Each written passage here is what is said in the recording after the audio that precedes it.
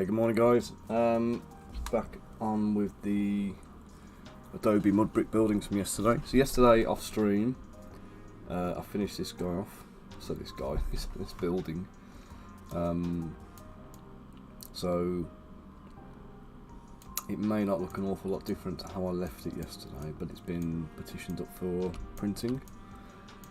So the way we've done this, underneath, I've added a bit of a kind of a ridge structure to make these sections a little bit more. In fact, if I just pop this on, you'll see a little bit better. Let's do a bit of a BPR for you so you can, come on, ZBrush, behave yourself. So here we go. So let's turn lines off, sorry. So you can see the bottom here, we've got 1, 2, 3, 4 pieces. I've cut them into straight sections and straight joins, and then I've put little spheres on the side and socketed them into each other. So these 4 pieces, basically, you assemble them, glue them all together. They can only fit one way. The spheres act as little locating studs to make sure everything lines up. And then we have the wall sections. You can see each of these is hollowed out as well. Now, one of the things I've had feedback on, which is an interesting point that's worth noting. Morning Bunker, how are you doing, mate? So what we found is George has been printing these for futsal. He's been printing them vertical to try and get as many on the bed as possible. So when he's printing them, what's happening is they're going straight up, and when they hit this point here, you get a ridge line, and there's some suction basically happening when it hits the flat of this bit. So on these ones, what I've done, you may not be able to see it very well, but I'll try and show you. Yeah, it's good, mate. Thank you. Just as a means of overcoming this issue of like the suction ridge. Let's do you a cross section so you can see. So as this line comes up, the support comes up into the middle. So I've already added a ridge where this thing is. So it's going to add a little bit of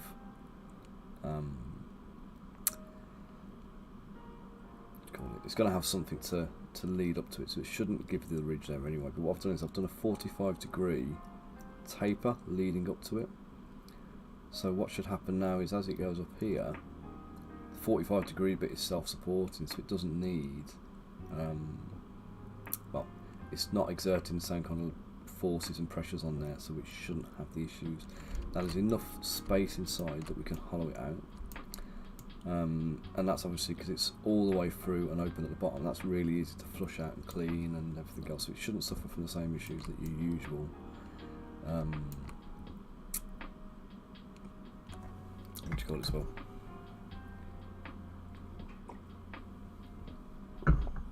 And obviously it's hollow, but it is open at one end, so I would imagine this thing should print pretty effectively.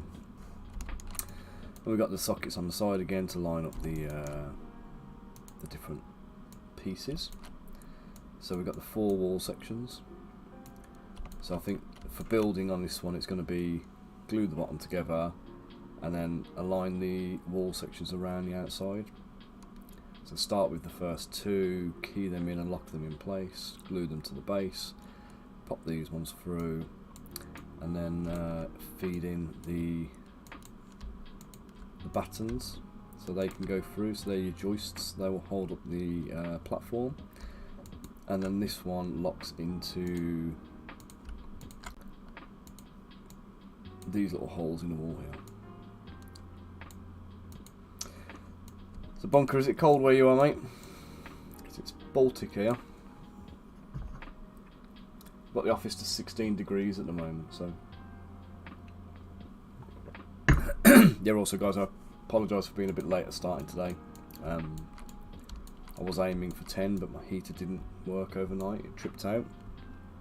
So I normally have it on about 10 degrees, so it kind of takes the chill off the office, but coming this morning it was just yeah, it was about 4 degrees in here. It was ridiculous. It's taken a long time to actually warm up as well, which isn't good. Okay, so that's done. That's this building is exported. It's been sent over to the guys for test printing. So everything should be good. Let's have bunker. Stiffy nipple Batman weather. Oh, like the Val Kilmer one. Val Kilmer Batman nipple weather. Was it Val Kilmer or was it the George Clooney one? Or did they both have them? I think it was Val Kilmer, wasn't it, with the bat nipples?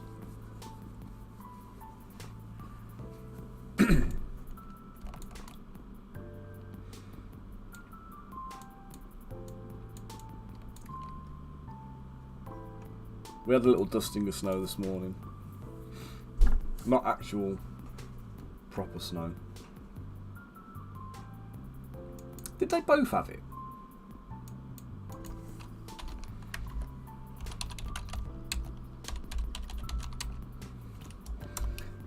Batman nipple suit, so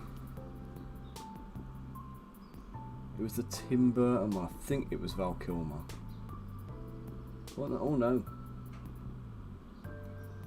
Oh, I don't even know, mate. I'm losing.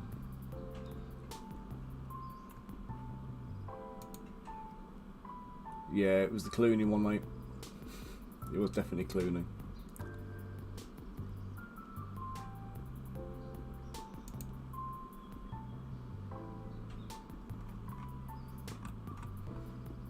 Who thought that was a good idea? And Kilmer.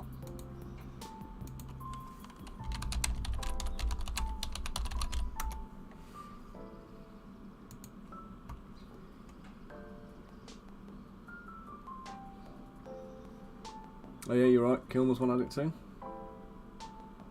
Did they change the suit halfway through the film or something?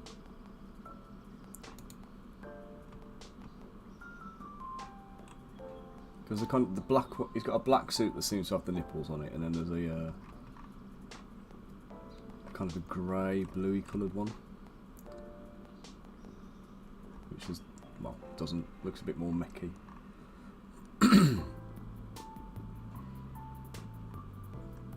Anyway, stop talking about Batman's nipples. Get on with some work. Okay, so yeah, they're done anyway. So we're on to walls today. So back to the original one. I can hide my building.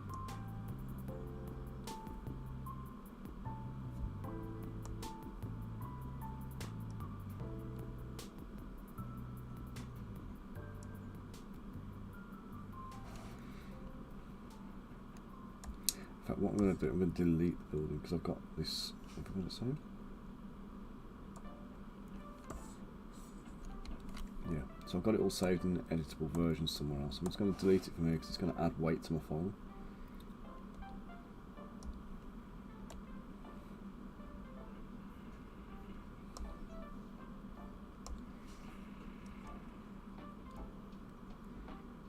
Right, so what you're seeing here, these files here, these are my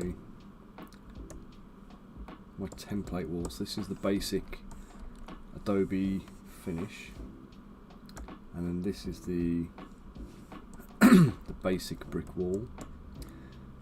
Now I'm going to decimate this before I do anything else because this is currently nearly 4.5 million polys, which is far too much. Doesn't need to be that much.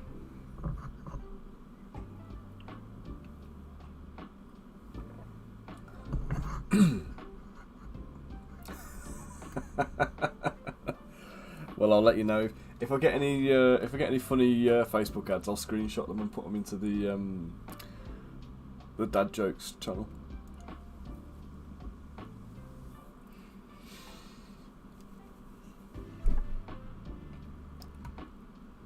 Forget the searches, it's the discussions. Just talking about this stuff with the phone within earshot is likely to produce some dodgy results, isn't it?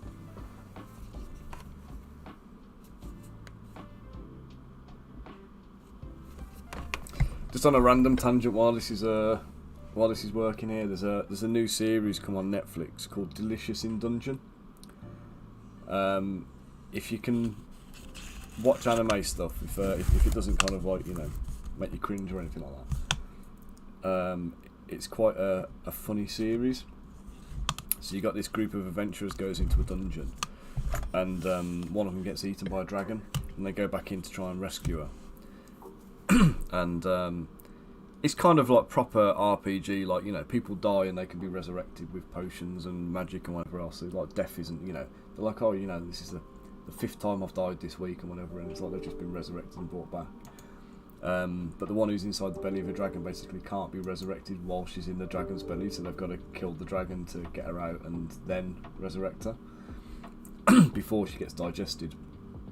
So there's a kind of a loose premise of kind of, you know, rescuing a fellow party member and stuff like that. But to go back in, they've lost all their gear in the dungeon. They've got no money, they've got no stuff or anything like that. So they're going to go back in to rescue her, but they've got to go in like now, and they haven't got time to like go and find supplies. So they decide they're going to eat the monsters in the dungeon instead. So that like they're down there like hunting, you know, any kind of edible monsters and trying not to get the shits. So it's quite an entertaining series. There's only been 2 episodes of it so far. They've got I want to say it's like Thursday or something like that. Every Thursday they add a new episode. It's like the 2nd episode got added last week, so there'll be another one added this week. So it's about 25 minutes an episode or something like that. So it's not too long, but it's worth a watch for a little bit of entertainment anyway. Okay, so this is pre-processed. We're going to just decimate it. 20% should do, and that'll just. There you go. It's now less than 1 million polys. Everything still looks okay. Might reduce it a touch more. So 14%. Okay, it's noticeably worse now, but in scale, actually, that'll do. So it's 600,000. That's fine. That is 700,000, which is fine. This one here, getting deleted. 6.5 million, 7 million almost. So let's can that. And that can go. And that can go.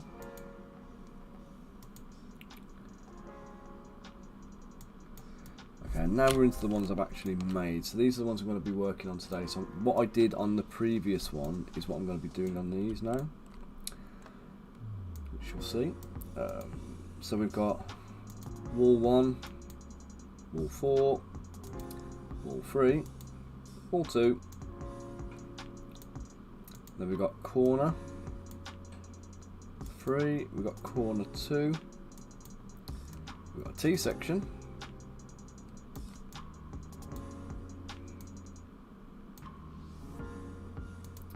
Second T section, and I've got a few human models to give me a scale reference, so I only want one of these human models in the scene, so let's just delete the other 3, because again, adding weight to the scene. Where's this dude gone? Here he is. Right, so this guy is scaled to 28mm. He matches the proportions of the models for historical miniatures.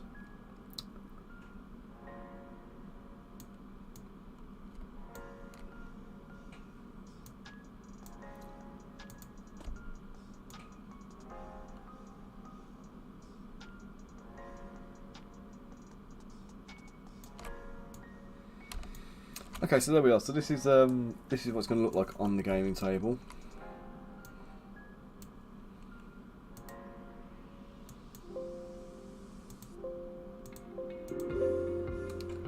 In terms of his physical size, so it's a it's a cover item in gaming terms. So you can hide behind it. You can use it to block movement. But you'll be able to stand behind it and shoot at your target, so it'll give you a bit of cover. And then importantly as well, these will butt up to the sides of the tower we've just made, which means that you can build like a little compound. You can use the T-sections of things to make corner pieces to kind of make it into a kind of a fence. The only thing I'm not allowed for here is a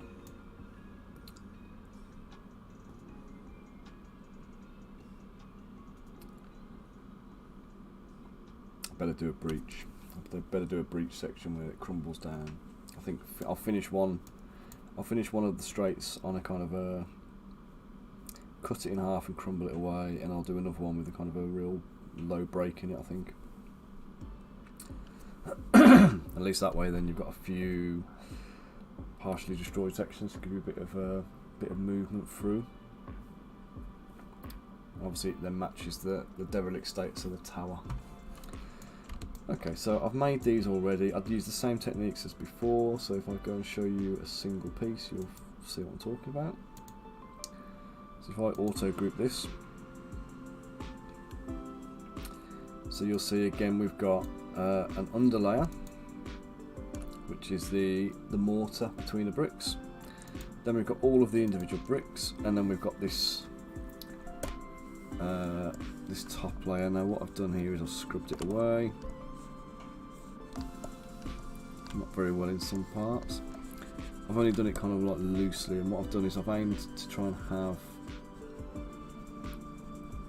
a kind of a taper, so it's not, I don't want it all to be completely, either it's there or it's not, like some of it is going to be just worn down and worn away, like there's a bit of erosion in there, as well as, which is why we've got these bricks coming through the surface, but I've left them on purpose. They're not a mistake.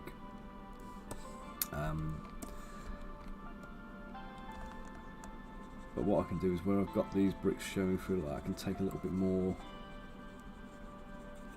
away, just to kind of help sell the idea.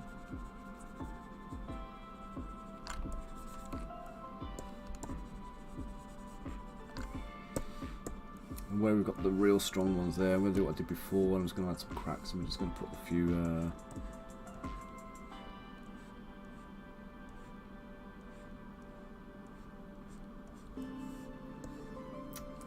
you go. So what you've been working on, Bunker? What's keeping you busy hobby-wise, man?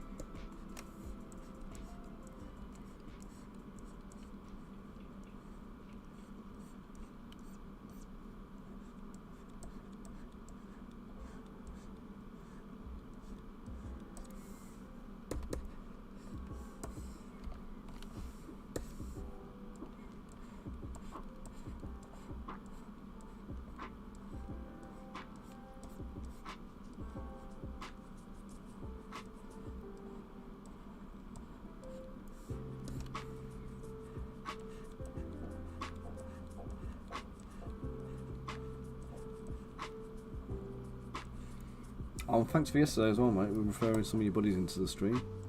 Very much appreciate, mate. As always.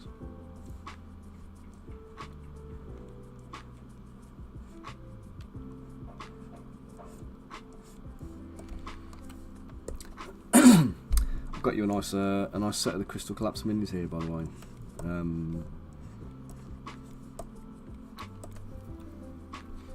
I might just send them to you as they are. I was waiting for the test prints of the rulebook so I can get you a kind of a first edition of the rulebook over. So thank you for all your help.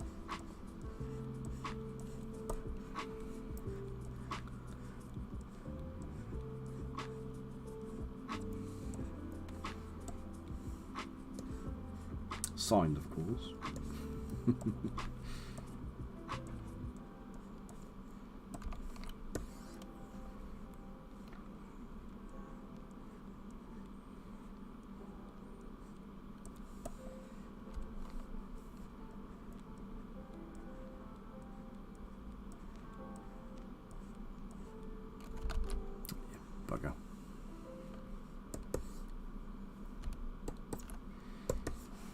So there's one.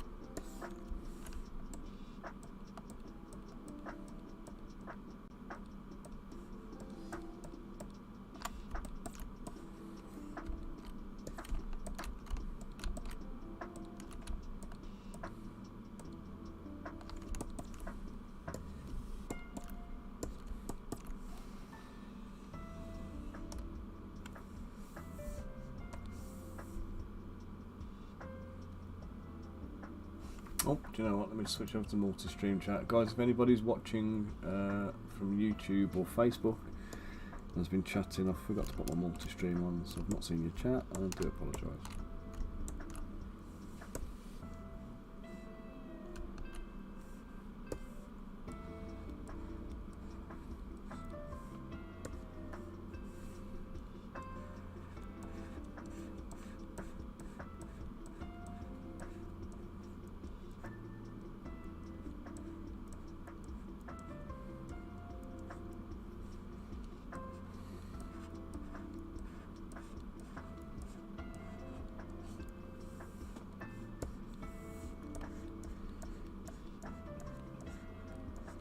So again, anybody who's watching this and wondering what the hell's going on, I've been sculpting terrain for the Barons War by Andy Hobday and the guys at Footsore, and still not sure if Barons War is officially Footsore miniatures or if it's Warhost or if it's a combination of the two, or if it's running under Hobday and Hicks now, because I know Paul Hicks did all the miniatures for the game and did a bloody fantastic job of them all as well.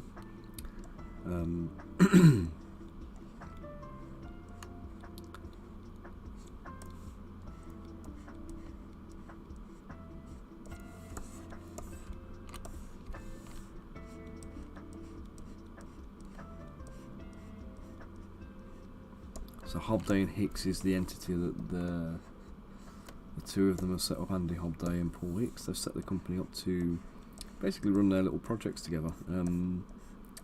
So the Middle-earth style Barons War fantasy miniatures. I say Middle-earth style. They're basically just they're fantasy miniatures, but set within like the Dark Age setting of the Barons War.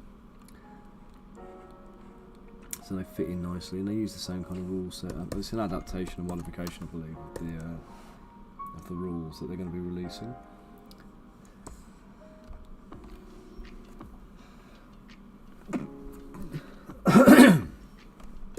Excuse me.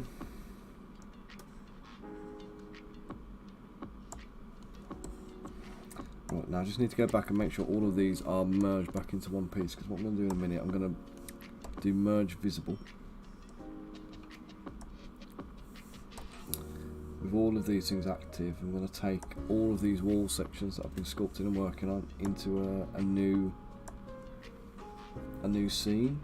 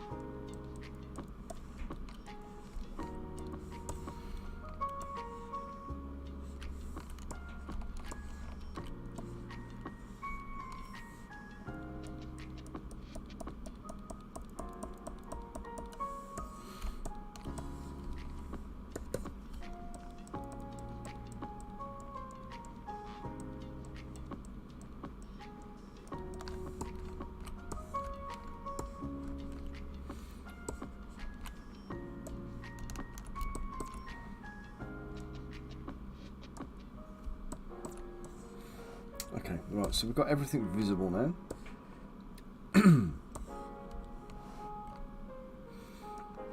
So next thing to do, so just see, this is the process I followed on the previous ones. Okay, so this is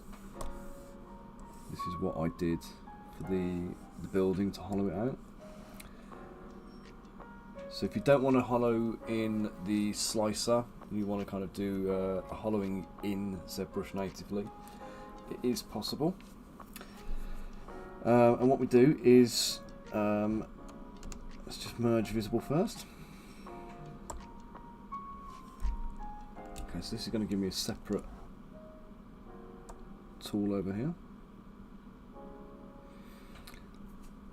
That you want to say go through.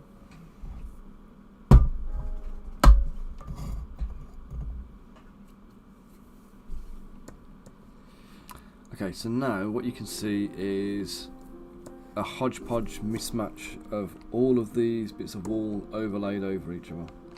Okay, so first port of call is to append a new. Stop it. Behave. Append a new rectangle. Doesn't need to be too long, too deep. It needs to be wider than the walls and deeper than the cross sections and wall sections. I'm going to put that right at the very bottom, right there. Okay. Now we're going to come back to wall sections. Oh no, hang on. I need that. I've just got to dynamesh that first, the cube. Doesn't work if the cube's not dynameshed. So I'm going to set that as a subtraction boolean.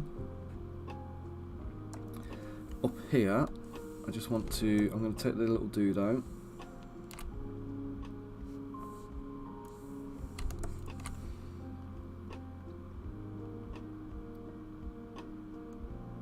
Come on, right, so the guy can come out of the scene.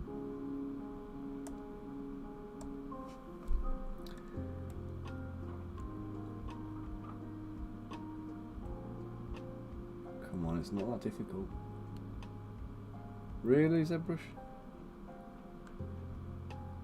Okay, let's just hide him a minute. Push him to the bottom of the list. I'm going to do the same with the ruler.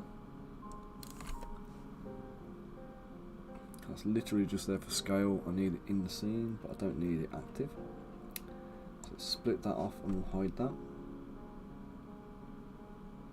We'll push that to the bottom of the tool hierarchy as well.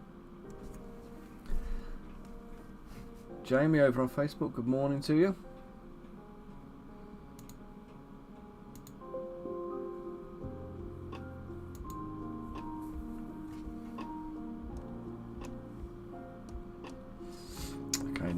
to the walls. Okay, so you may remember I had all of these walls in separate pieces. This is a 56 million poly mess at the moment, so I need to group it, put the resolution to about 250 based on yesterday's scale and appropriate resolutions. With the groups active, hopefully this brings that poly count down massively.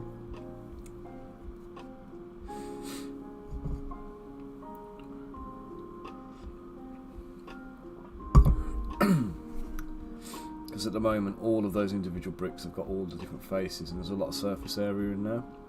There you go, 1.8 million. Right, let's just isolate a few of these and just see how they look. That one's okay. Looks alright to me. Detail is on point. Okay, now the sneaky bit. I'm going to mask off just the tiniest bit of the bottom of these.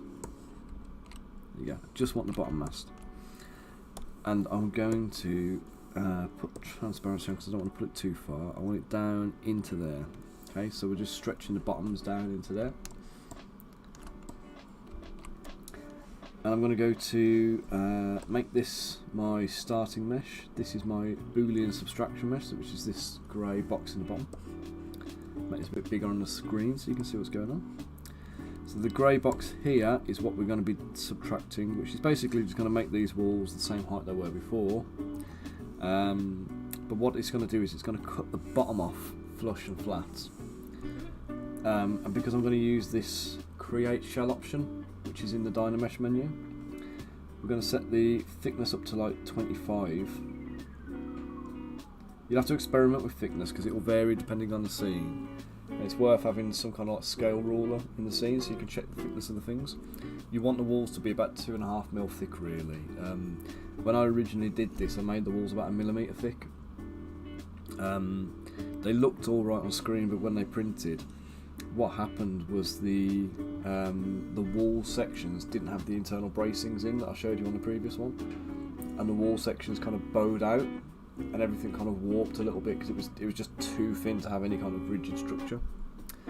So yeah, I've added the bracings and I've thickened the walls. So the walls are running at 2.5mm thick now, which is roughly 25 on this particular file, but it will vary on your own files if you're going to do it. So just do it, check it, undo it and redo it if you need to. You can just go backwards and forwards a little bit. The beauty of undo history.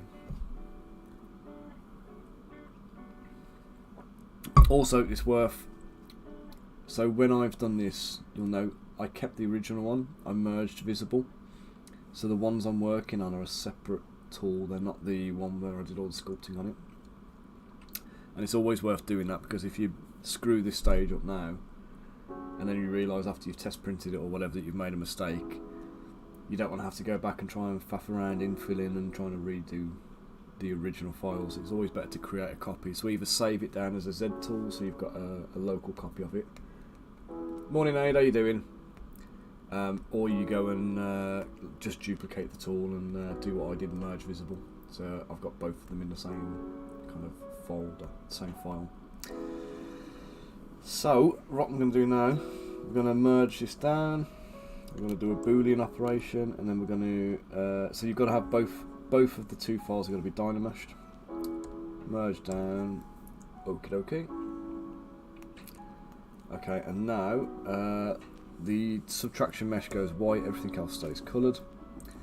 And instead of clicking Dynamesh, which what I would normally do to kind of do the Dynamesh operation, I'm just going to click Create Shell. So again, we've got the resolution set at 256, which is what I set to previously.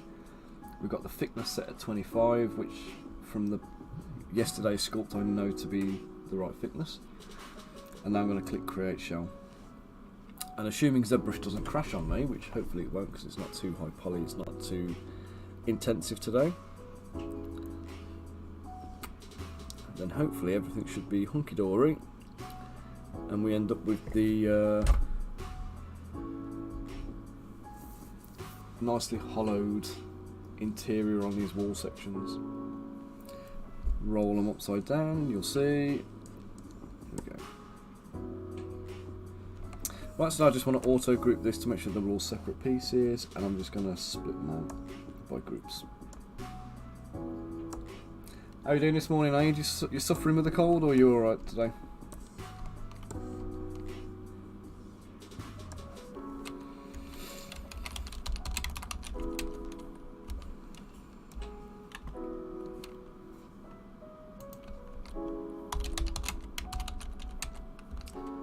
The faff here now is I've got to go and rename every single one of these.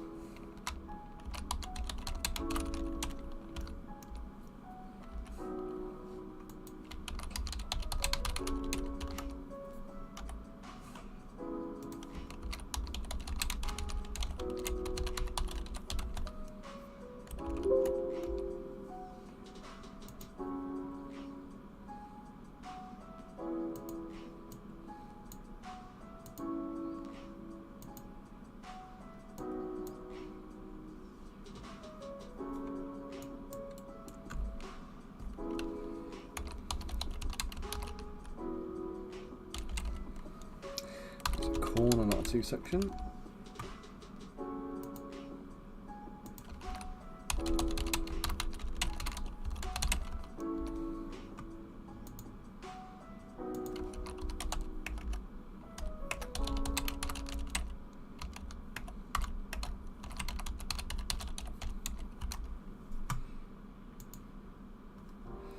Okay, right, now that they're all named, and it's important they've got to be named differently, because when you try and decimate it, the pre-computing side of things, it will just crash out and fail.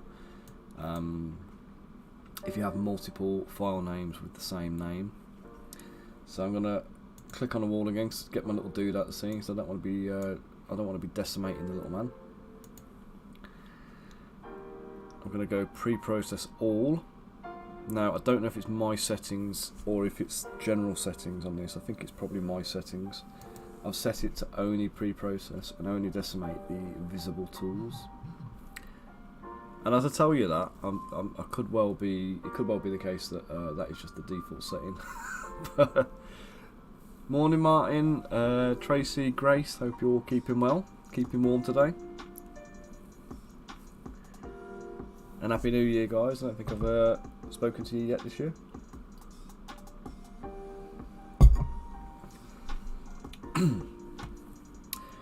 Okay, so I think that's done. Oh no, I was going to check it, wasn't I? I was checking the plugin status. So we go to decimation master up here. Pre-process current, pre-process all. Okay, so yeah, it's not my settings, not me being clever and tweaking stuff. This is just how it is. So it pre-processes visible subtools. So basically, if it's hidden from view, as in the eyeball thing is turned off, then it won't be pre-processed and it won't get decimated. So I'm just going to decimate all. No, I'm not. I'm going to pre-process them all. This will take a minute or so. It's a fairly small file to start with, I believe. So 555,000 polys per section, which actually I'd call that a win after decimation usually. So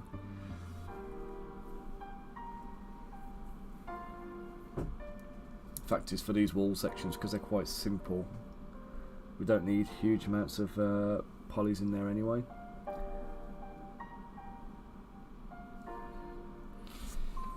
He says started with a 56 million poly mesh.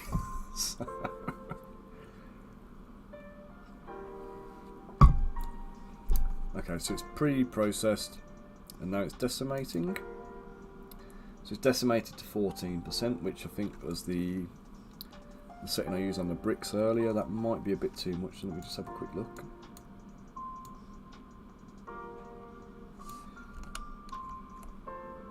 I'm just going to up that and go to 25%. Now, as long as I don't pre-process or do anything else in between, you can change the decimation level even up or down and just re-decimate it, and it will just modify it. It won't do it. It's not stacking, it's just replacing the data. So there we go. So 25%, it's 143,000 polys. that is a... How big's the wall section? I can't remember.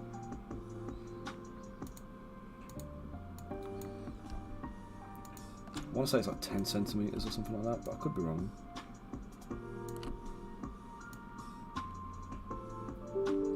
Yeah, so it's a 10 centimeter wall section because that's a 10 centimeter ruler.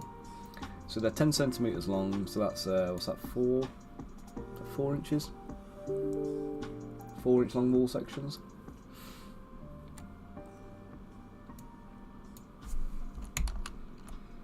Okay, let's put the ruler back.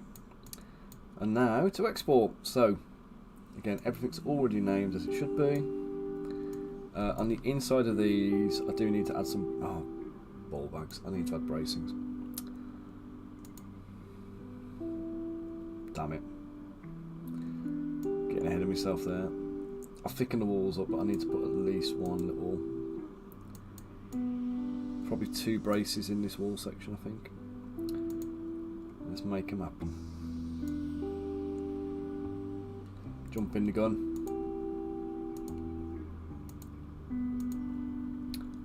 Okay, so we're going to go there, that thick. They only need to be thin, they don't need to be too thick. We'll put one about there, and we'll go for one about there.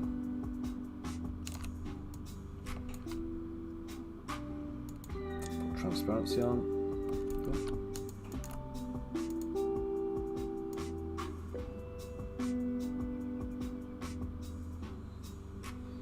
Right, now I know my walls are relatively thick, so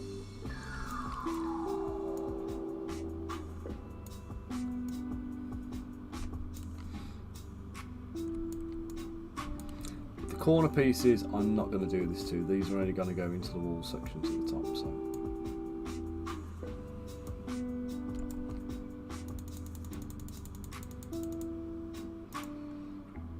let's duplicate it, move it down, duplicate it, move it down, duplicate it, move it down. So that is another one. Is that right? One. Wall what?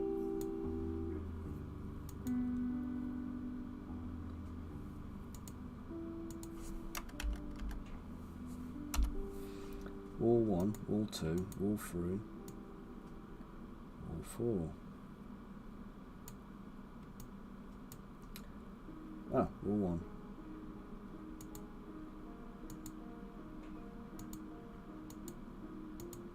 Oh, I've accidentally duplicated the wall. Okay, so delete that.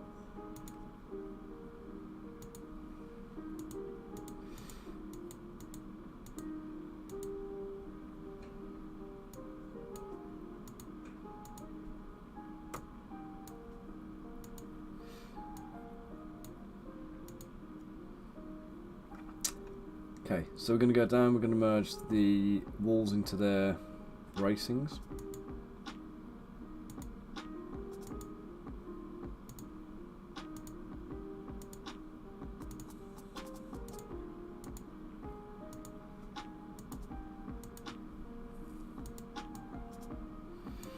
Well, I just want to put this on now. I'm just going to rotate it around. Just want to make sure that those bracings are not coming out on the other side, so I don't want them to be visible.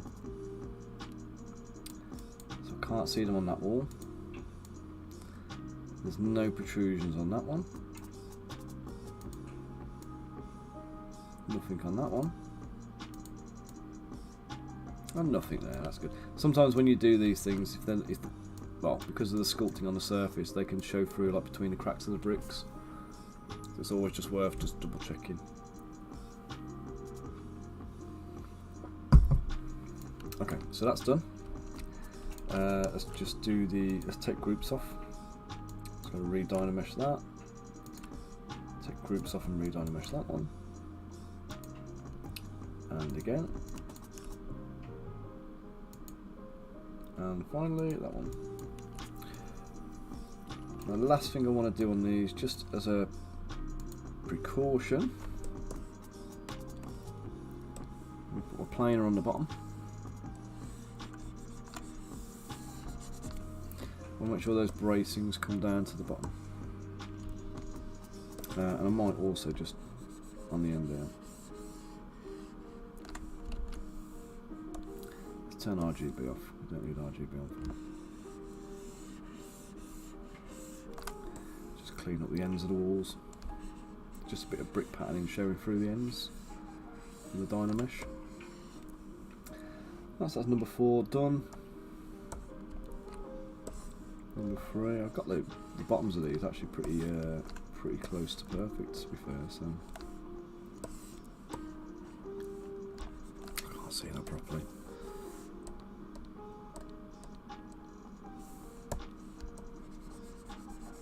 Actually, do you know what? I don't need poly groups on now. Let's just turn them off. It's just making it more difficult.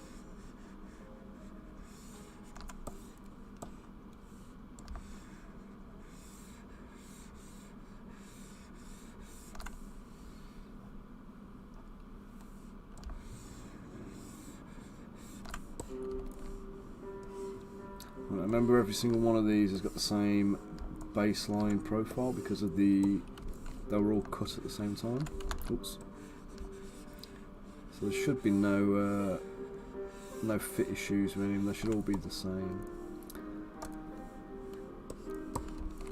The only differences will be the ends where we got the bricks, the brick patterns and all that kind of stuff. So we'll do these, and we're going to go and make some ruined ones.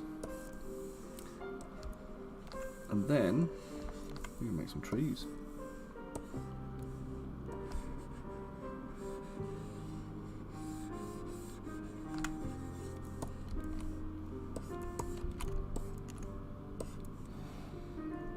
Okay. So now I'm going to hide the wall section. Sorry, the wall sections, the corner sections. And my ruler again. Unhide everything else. I've got the 4 wall sections visible. Let's just pre-process all, and then we Dynamesh them again.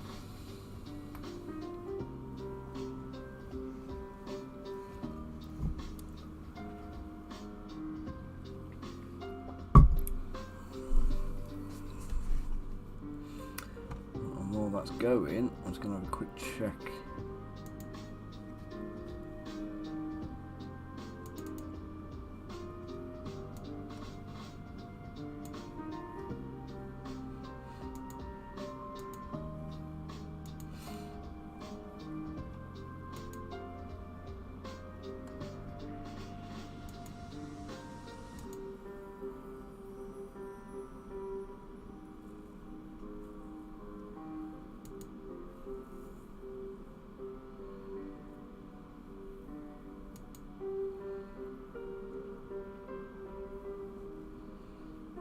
Let's decimate that.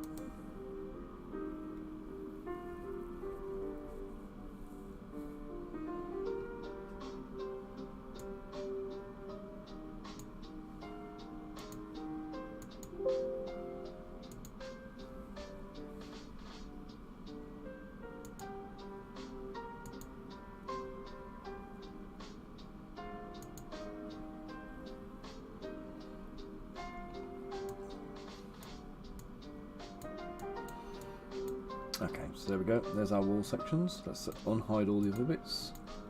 Now that everything's decimated, total file size is less than 1 million, which is perfect. Exactly what I wanted to see. I'm going to select my ruler as the active tool again. The ruler is set to 100mm on the y-axis, which is top to bottom in ZBrush. Up here. Yeah, one of the things with ZBrush, by the way, is because we talk about it being a 2.5D program, the Z-axis is Z in ZBrush is the depth, so it's front to back. So you like the X and the Y-axis is the same as if it was a 2D piece of software you were looking at, like a grid or a chart or something like that. So up and down and left and right. So up and down is your Y, left and right is your X. Well, obviously when you're talking about 3D printing and some other 3D software, Z is the vertical height. Which does also mean that when you export files from ZBrush into other 3D packages, they tend to come in lying on their back rather than standing on their feet. so everything kind of like flips 90 degrees. So you've always got to remember that. You can set it, I believe, when you do the export of the STL file to change the Y orientation, or at least when I bring things into Blender for rendering. What I often do is I rotate in Blender as I'm importing, so you can import Blender with Y going upwards, and it just helps to kind of not have that headache. It's like it's one less manual rotation to have to do. But yeah, with the ruler selected, Y set to 100mm, export to STL. Let's drop it into Andy's file.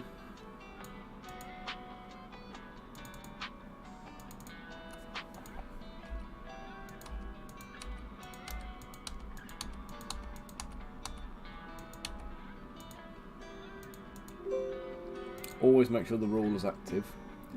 So what you've basically done here is we've set the ruler to be 100mm, but actually we've set the active tool to be 100mm tool. So if I had one of these walls active instead of the ruler, or the little man for example, and then I select export to STL, what's going to happen is whichever one I've clicked on is going to be set to 100mm tall on export. So these walls that we know to be around about 20mm tall, looking at this, it's about 22mm in height. This 22mm wall is going to be the same height as this ruler, which means the width of the thing is going to exponentially increase. So it's like 5 times larger, it's going to be 5 times wider, so you're going to end up with a 100mm tall wall that is, what's that, be 50mm long or something like that. Which obviously is like, you know, far too big and out of scale. So it's always worth making sure just before you click it that you've got that active tool set correctly.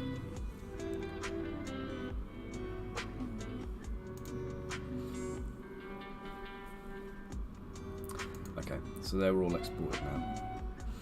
Right, so now we're going to work on, do I do the well, do I do a tree, what do we think?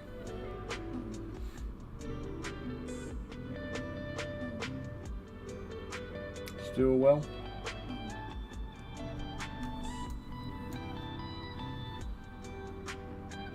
Do a well.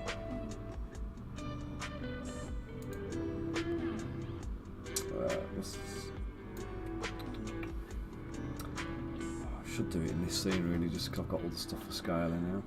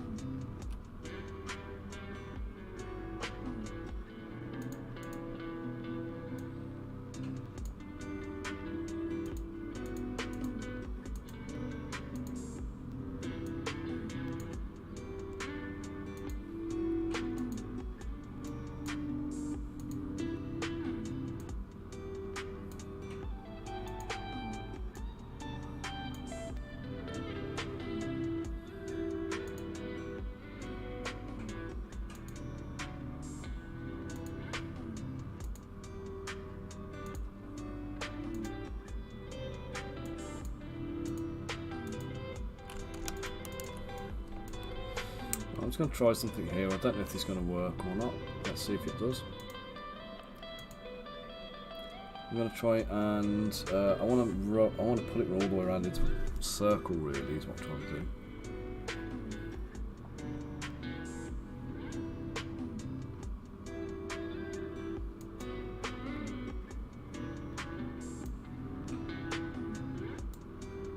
That's not going to be the one.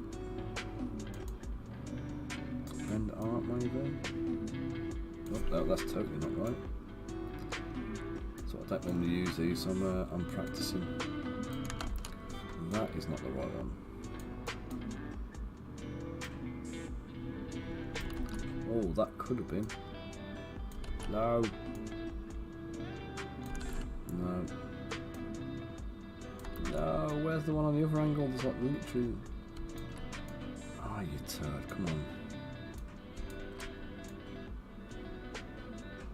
Okay, so I can wrap it into a circle. That's the wrong orientation. So, do I just...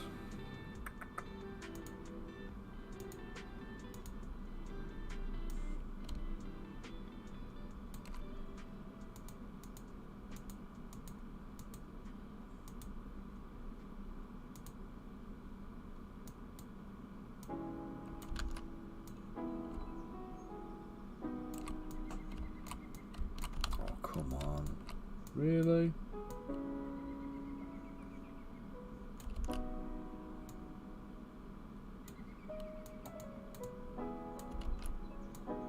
I've got one that turns it into a cone, I've got another one that makes it into a big round circle, and I've got another one that thing, but none that do the thing I want it to do. Okay, we forget this idea then. We're going to do it the other way.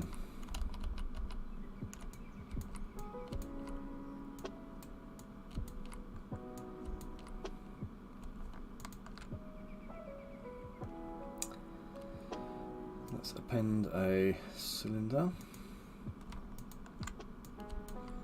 which by default is going to be like that kind of size. We'll make it a touch bigger but not too much. Let's divide that a few times. Delete lower, dynamesh it, duplicate it, set the second one as a boolean mesh.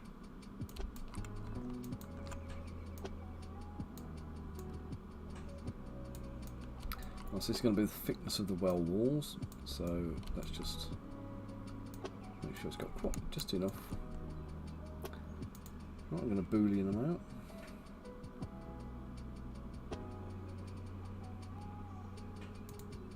In fact, actually, let me just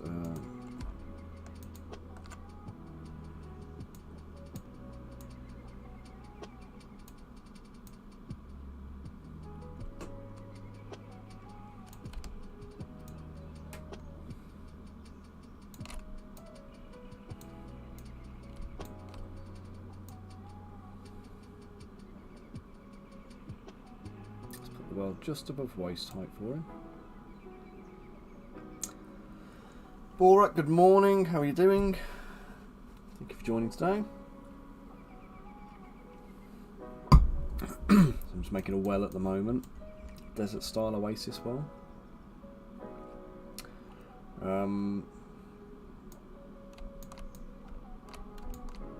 That is going to be now dynameshed.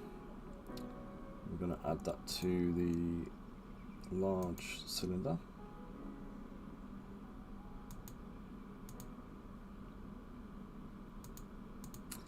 I need to switch these around.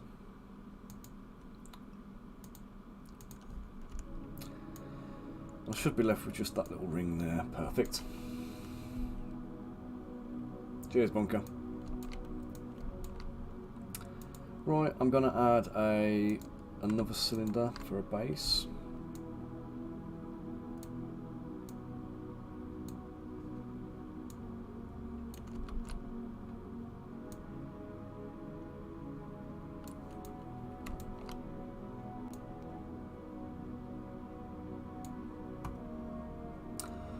Very good, thanks, Borak. Cold, but good. It's gone freezing here overnight. Bit of snow on the ground this morning. Still trying to get the office warm, but you know.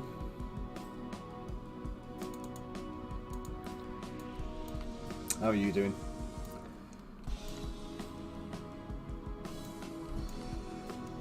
Right, let's get that dynamesh, give it about 250 resolution.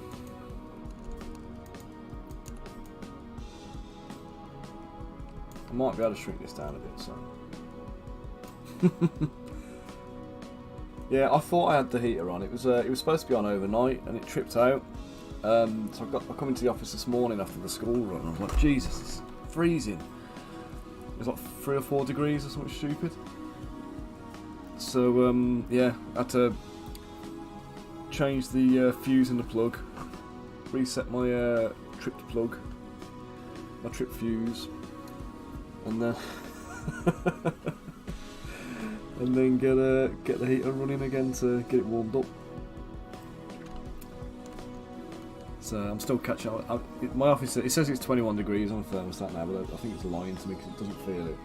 My arse is freezing, so I like that twin hat racks.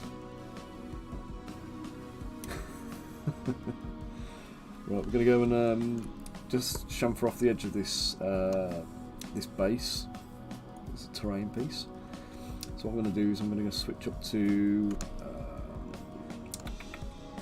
activate symmetry, radial symmetry, bump that up to 100, and I need it on the y-axis so it's going around and around the circle. I'm going to go and grab my trim dynamic, and I don't need to go far on this one, I just need to use it there. So all I'm going to do is just run from the edge. I don't want to take it flat to a flat taper, I'm not taking it to a point there. I just want to chamfer it off a touch, so I want a gradient up there.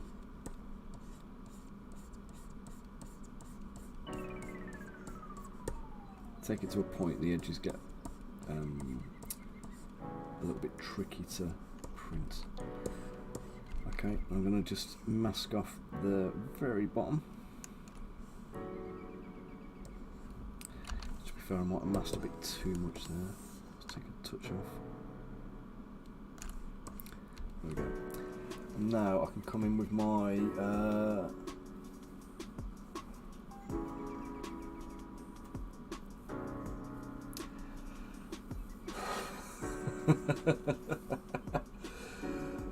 yeah, do you know what? I ain't even got me. I haven't got a blanket on my legs today, so I think that's why my bum's cold.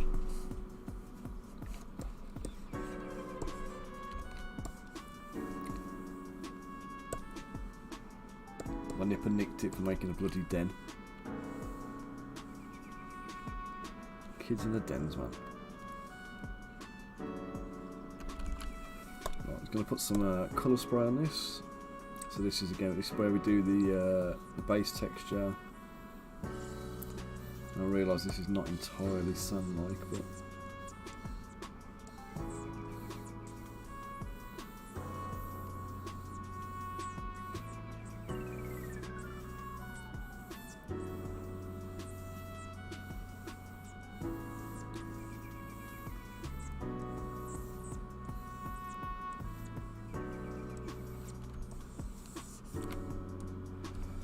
run some smoothing around there as well, just to turn it down a touch.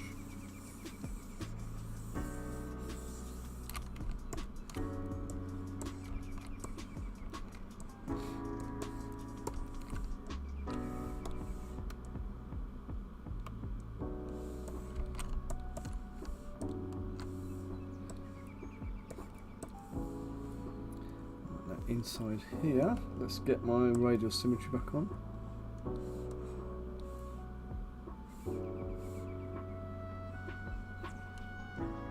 Oops, that's the wrong mode.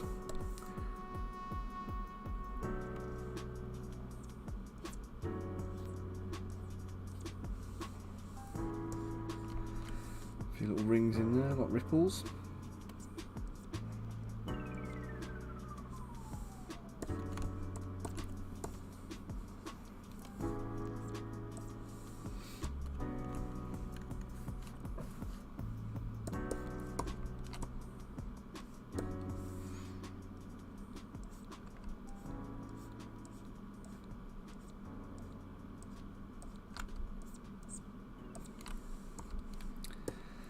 Okay, so next thing I need to do, I just need to texture up this this wall. So I'm just going to mash up the edges just a touch, because this is again mud brick. And mud brick, if you're not familiar with it, basically what they do is they make bricks out of mud, they dry them in the sun, and then they build them with mud as mortar, and then they clad the outside in yet more mud. So it's kind of like, I'm talking mud, but basically we're talking like a, you know, like a clay type stuff, but it's just mud and more mud.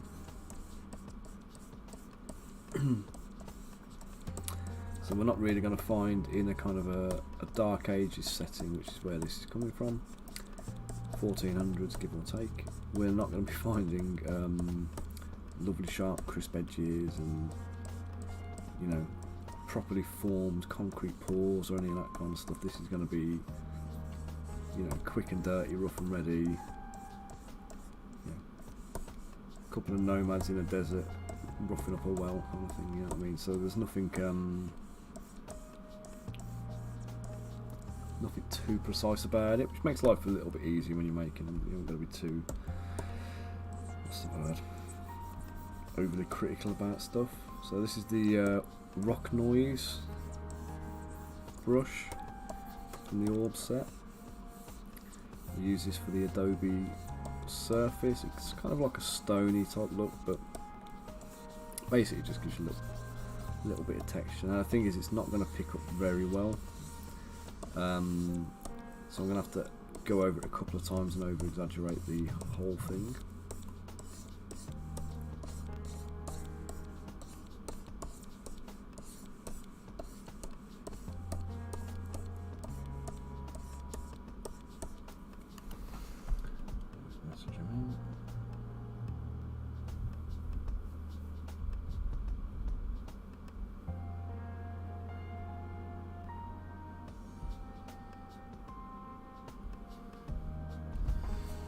I bought something from Temu and they're just harassing the hell out of me, man. I get like 18 emails a day. We missed you, here's a discount for you. It's the same discount I get every single time you go on the app. Loyal customer discount. We've increased your discount from 35% to 70%. Hoorah.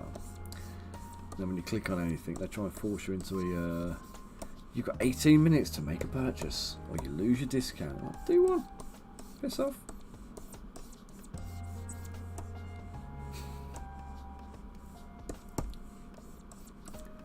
How desperate do you think I am for a little pile of plastic shit to rock up on the doorstep?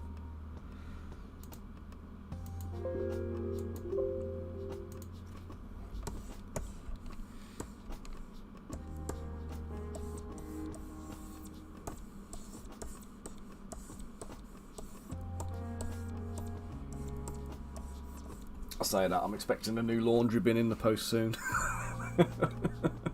And some cable ties and some car windscreen cover or some shit. Because I'm weak and I cave to a discount.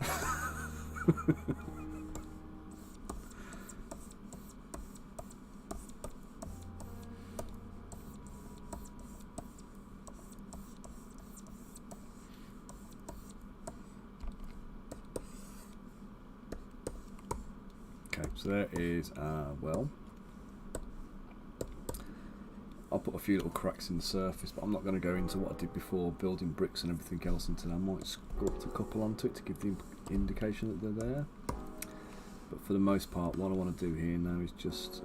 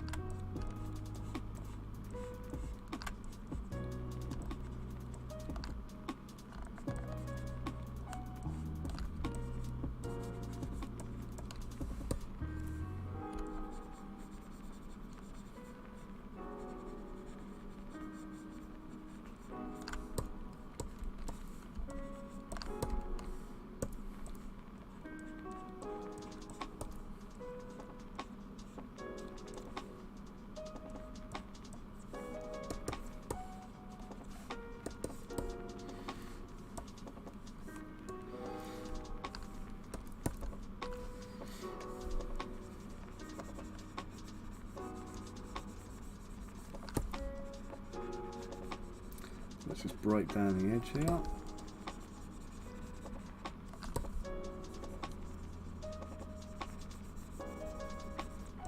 See how convincingly I can fake these bricks rather than having to go back and build them.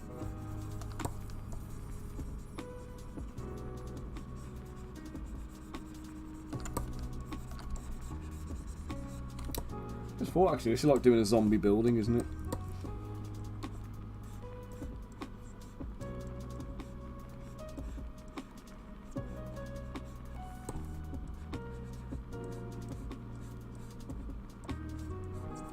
Except instead of skeletons and stuff and like guts and everything else, it's the taking away the flesh on the outside. We're showing like bricks and mortar and stuff.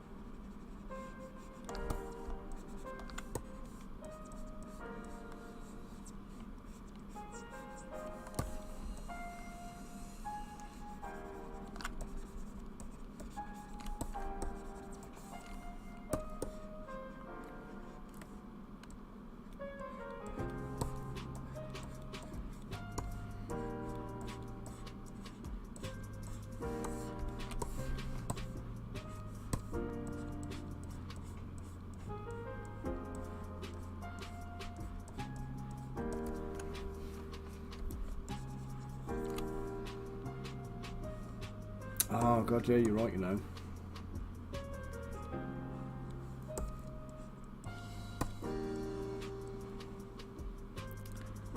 Yeah, see, it was a crazy one this year and I totally forgot to do it, mate.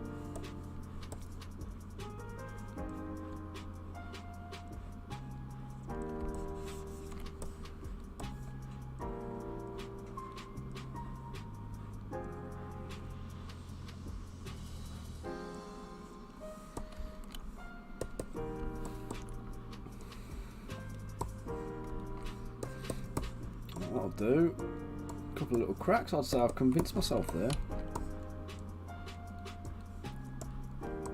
Looks like I built it properly instead of faking it. I'll live with that. Call that a win. Now that base, I've got a feeling is going to be a bit too thin. I'm just going to thicken that up a touch.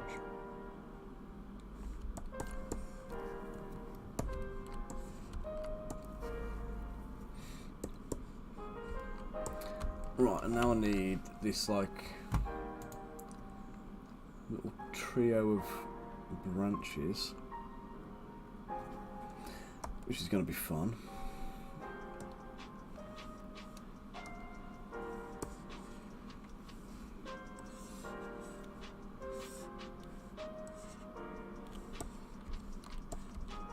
So I need to be not too thin.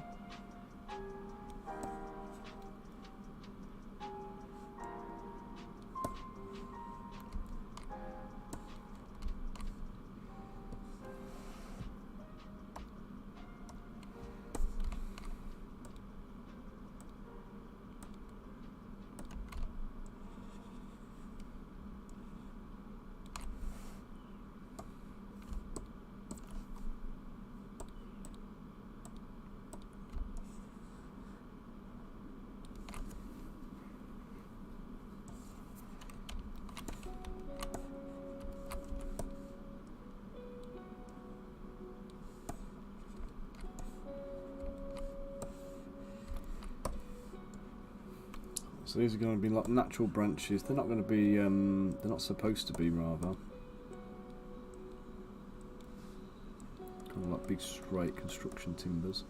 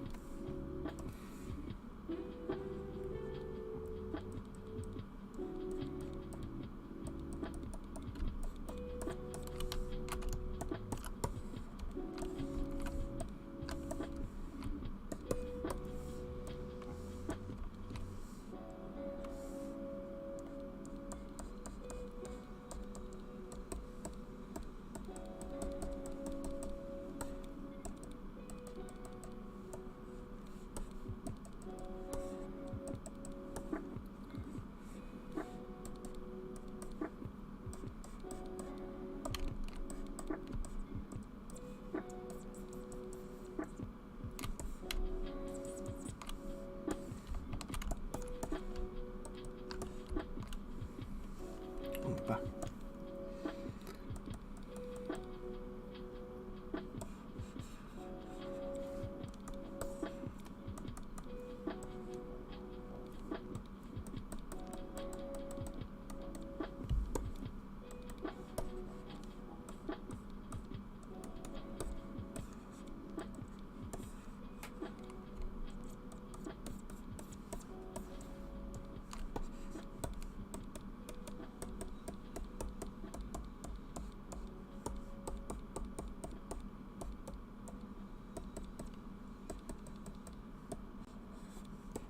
Well, I think my best bet here is going to be to make sure all of these 3 branches are in contact with the sides of the well. I think if they're not in contact, it's going to give me weak spots and we're going to have breakages. So let's connect them all.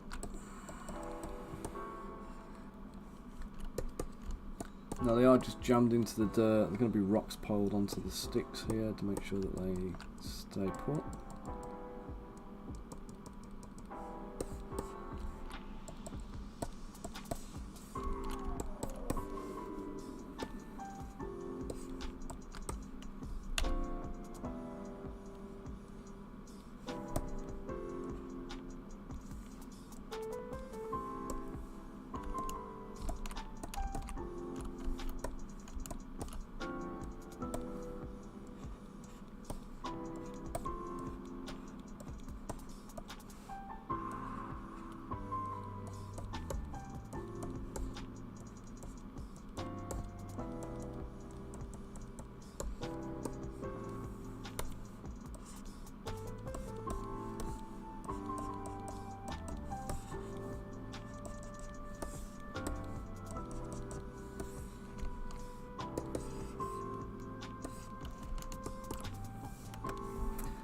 Auto group.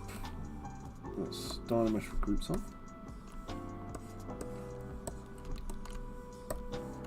Just save this so I don't lose it if it crashes on me. I feel like I've been doing a little bit too much to lose it now.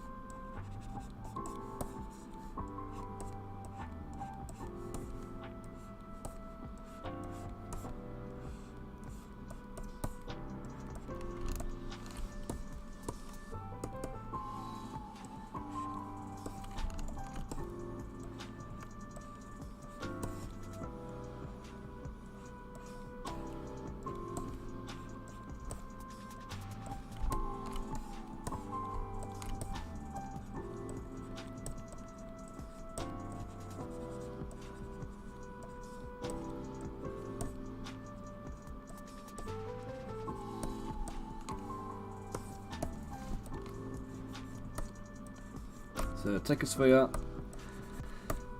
Dynamesh it, use trim dynamic and just shave a few bits off it, and we can turn them into a nice simple, fairly convincing rock for a miniature terrain. You haven't got to go too crazy with detailing.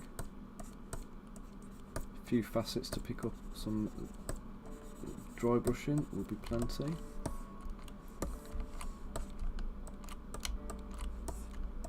Like every rock I ever put on a miniature base that's not been sculpted has basically been a chunk of cat litter, so little tip for you there. Cat litter makes very good rocks. Make sure you use clean stuff, and if it looks brown, obviously it's a turd. Leave it alone.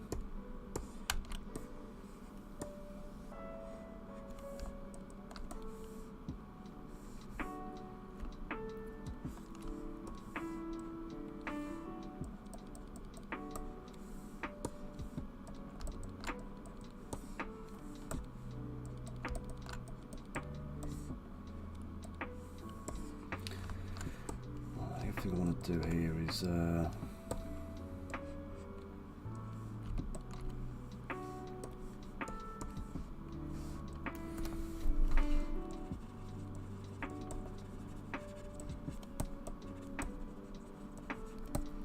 Now I've got the rocks there, but I'm going to put some disturbed sand and mound it up.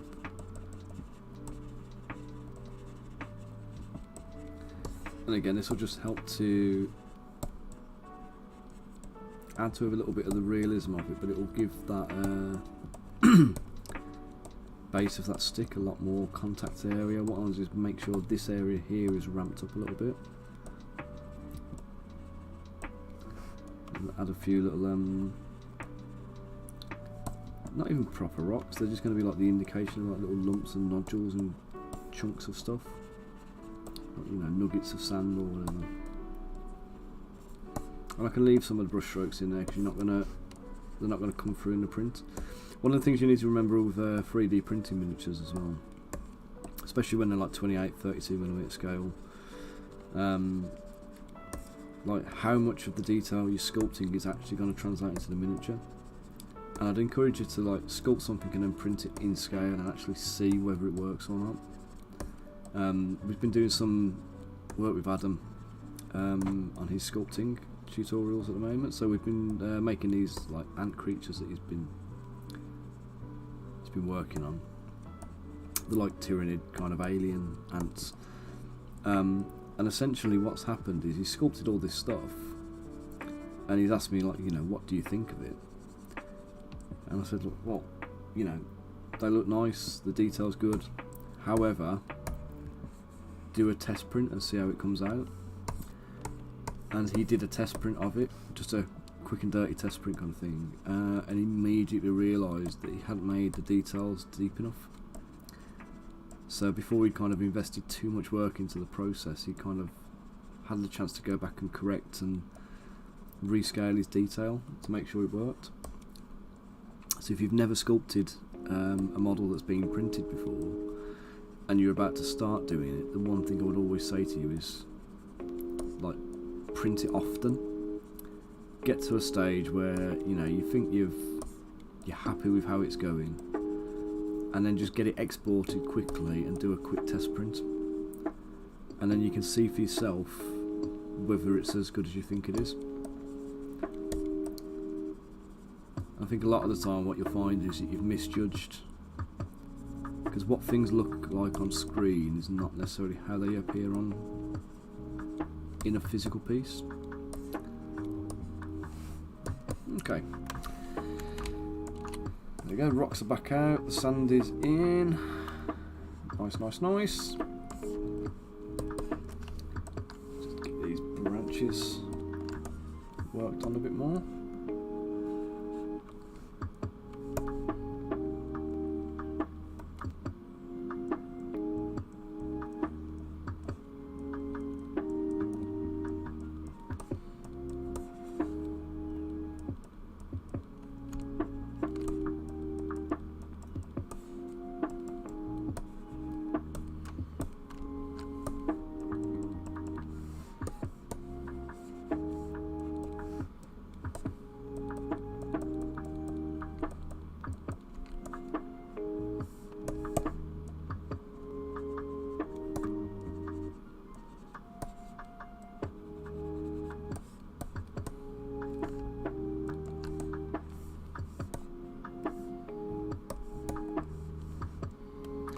For these things to lock together, I want a few like little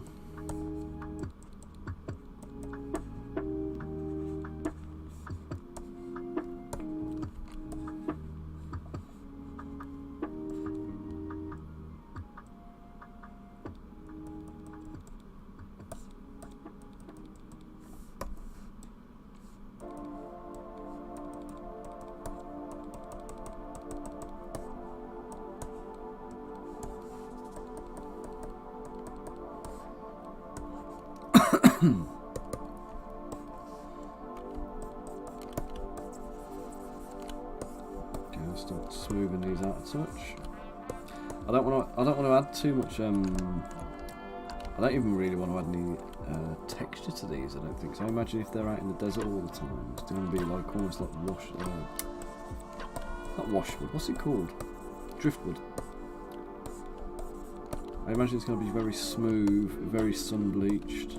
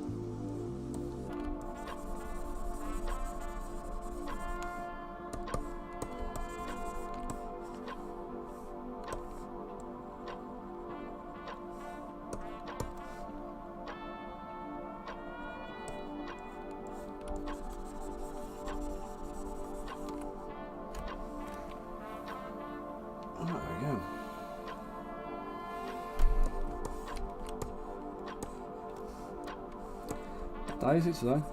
Tuesday.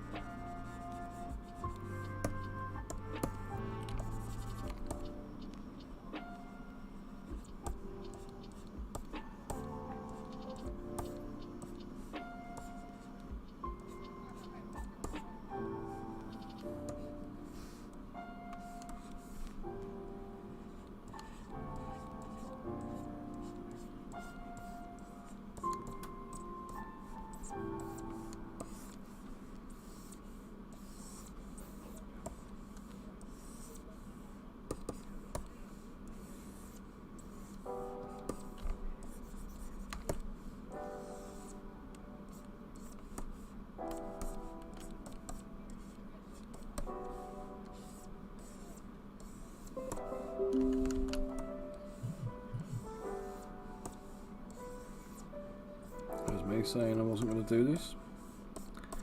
What have I done?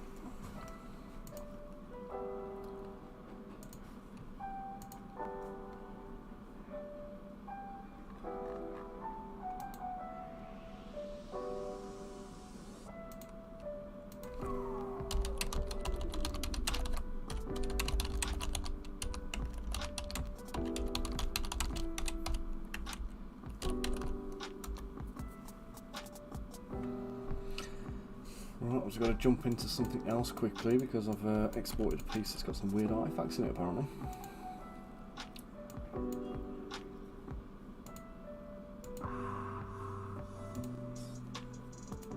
Right, here's a way of testing this. Like, so if I go to this and I go to unmask center, you see how it's come down it's come up here? In fact, I can see them now. That should be in the middle of the plate there, but it's not. So if I just auto group here, click on that and then delete hidden, and now I go back to scale, I can do that and it's dead in the center. So that's the only piece I need to export. Oh god. just the platform.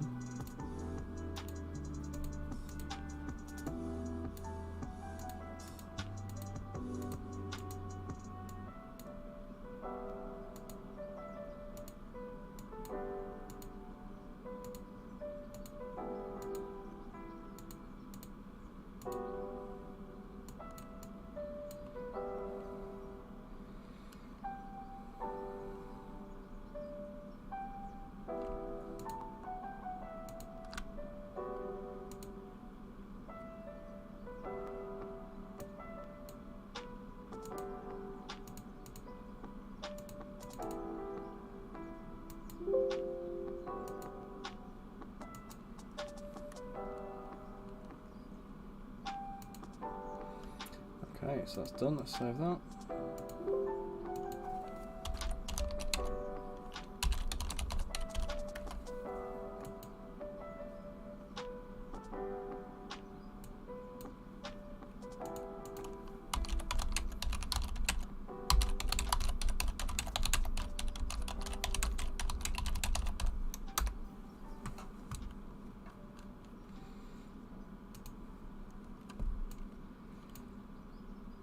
Okay, so back to my well. Where was my well?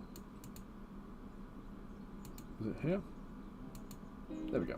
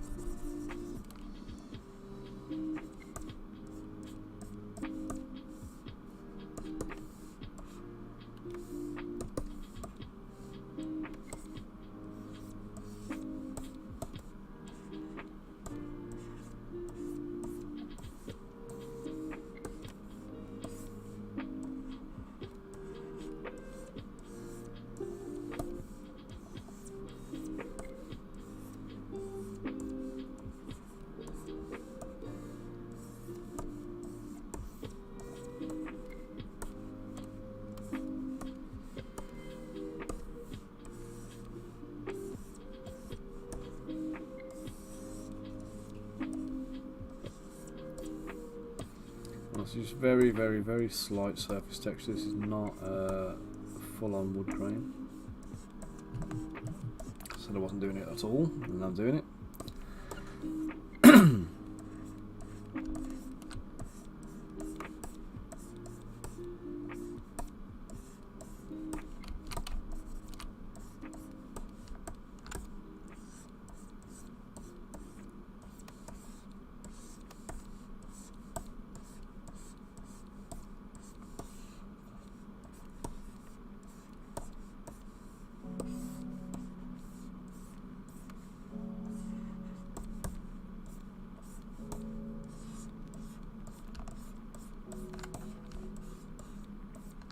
I also say, guys, with the things like this as well, it's always good to have visual reference, especially if you're doing anything that's like even vaguely historical.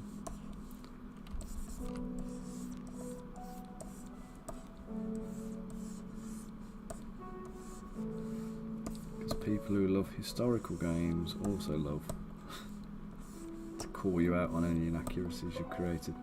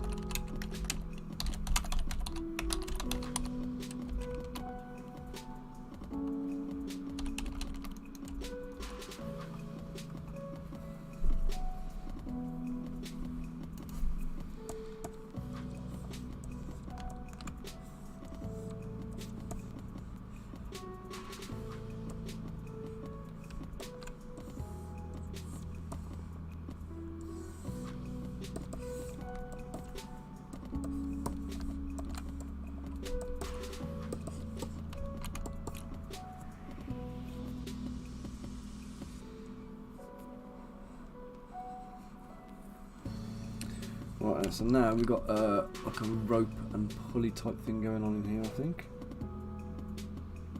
So this will be an interesting one to do. It's going to be quite thin.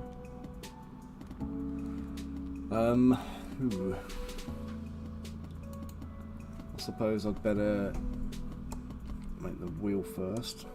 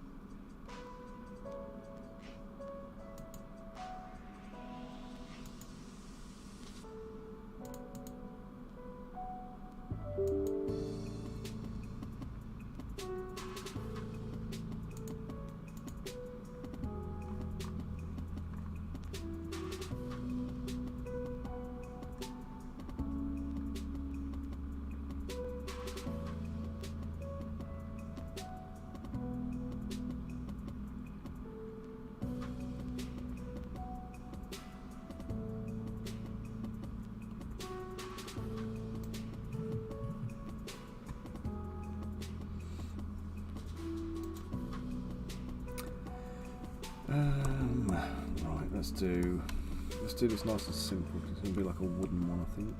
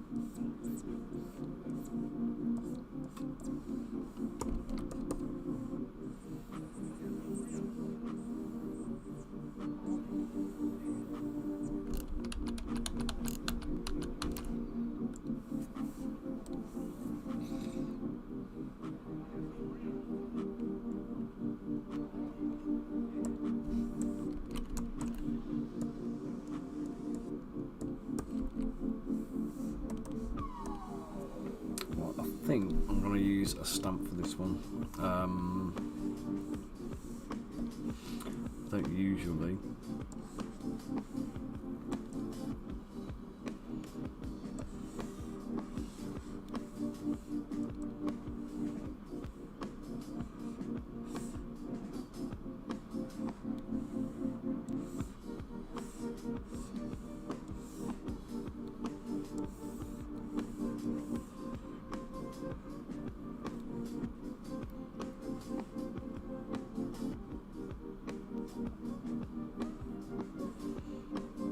I'm sure I had one that was like the end grain of a... that one.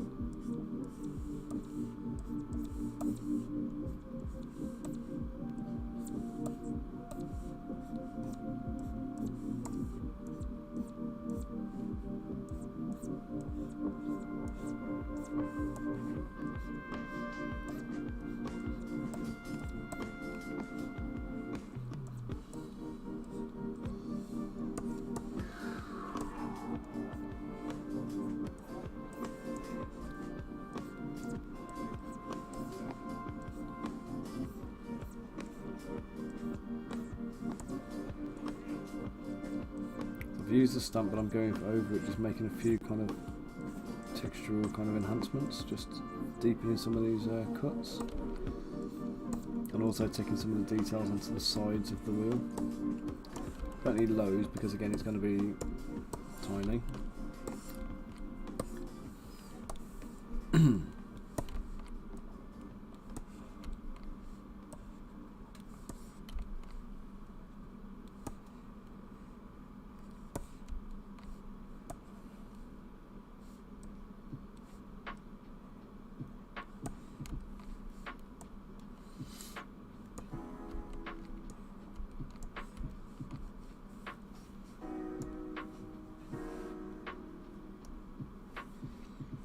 So I need some rope now.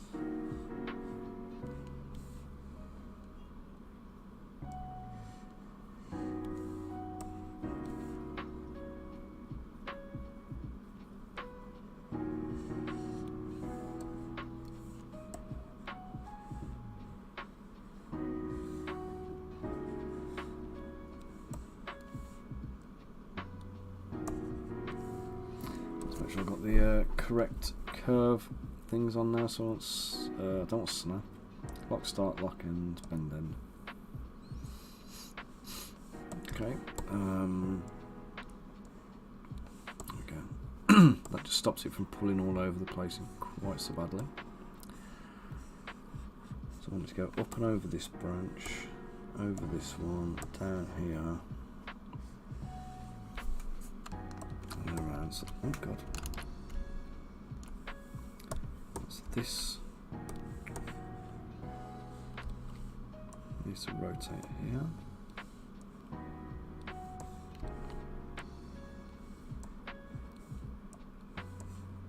Well, that's ideal there because I've got a contact with this. Well, that's it, so the thing's not self-supporting now. That's perfect.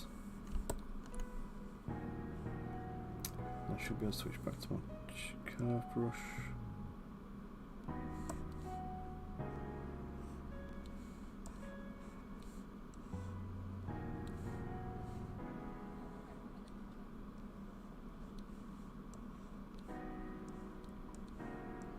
I may just have to delete that first one.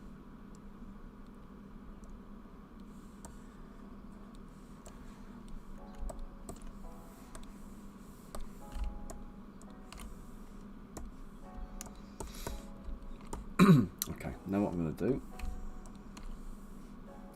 split hidden, tap somewhere else to get rid of my silly line, and then first thing actually I'm just going to make a form for these. Let's hide that.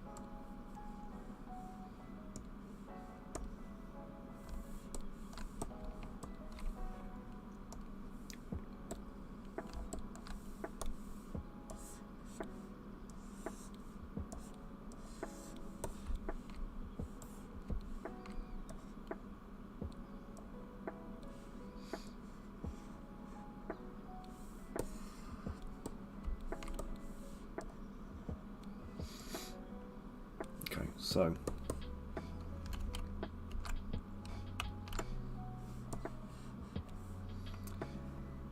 want the tubes to be coming down here from the top, so let's hide that stick. Let's hide all the sticks.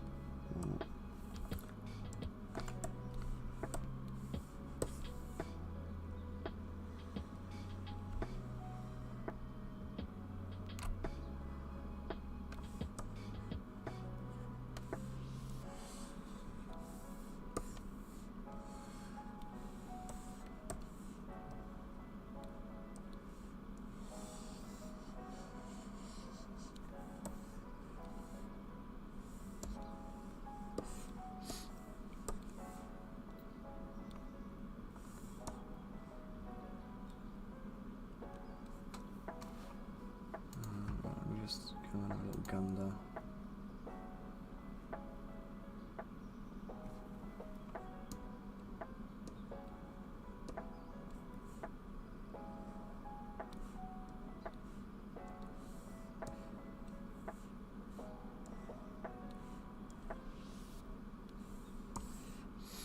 So for this one, guys, I have got about 4 or 5 different reference images. So this isn't any one well. This is a kind of a mashup of several.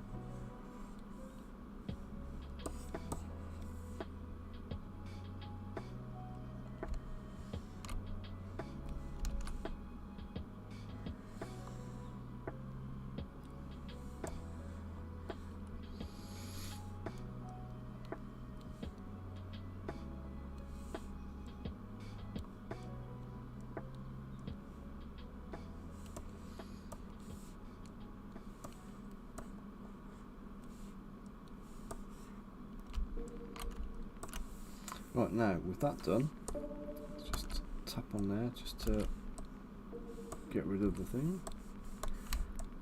I'm going to remove my form, delete him, and now I'm going to old school do the rope. Save.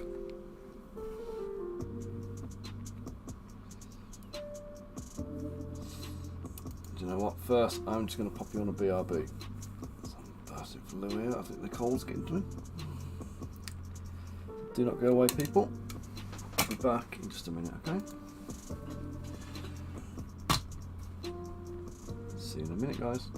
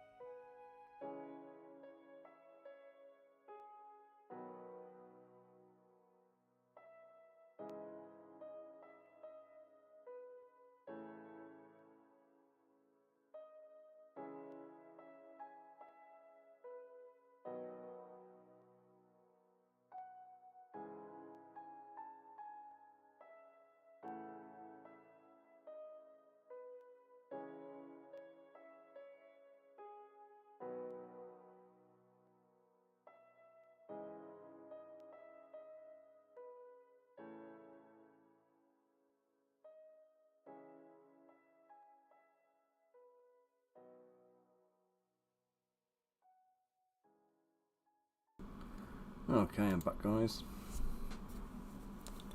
God, it's cold out there when you've been outside and been in the warm for a bit. Right, I think going forwards, I may not do a stream on a Tuesday.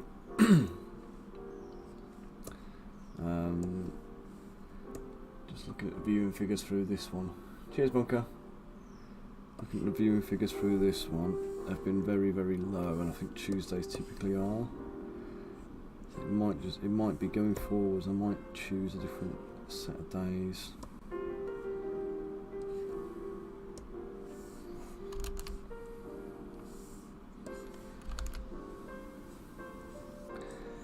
I can use Tuesdays as like an admin day then.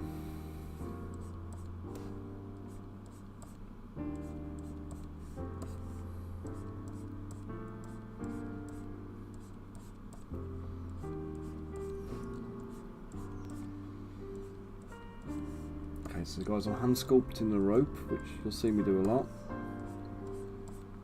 I'm going to use a rope brush for it. I'm going to do it all by hand.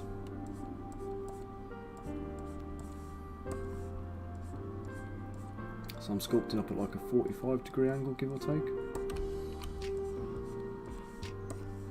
Probably a bit lower actually, maybe like 30. Do it all from one side. Try and maintain consistency in the angle.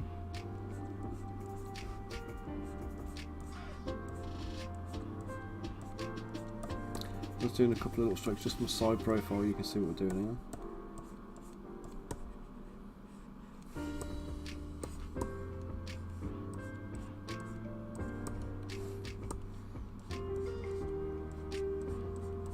Change the angle of the rope. If you can only see the rope from one side, it's quite easy to do this, but if you can see it from multiple sides, it can be a little bit trickier. It takes a bit of practice just to kind of get everything to line up nice.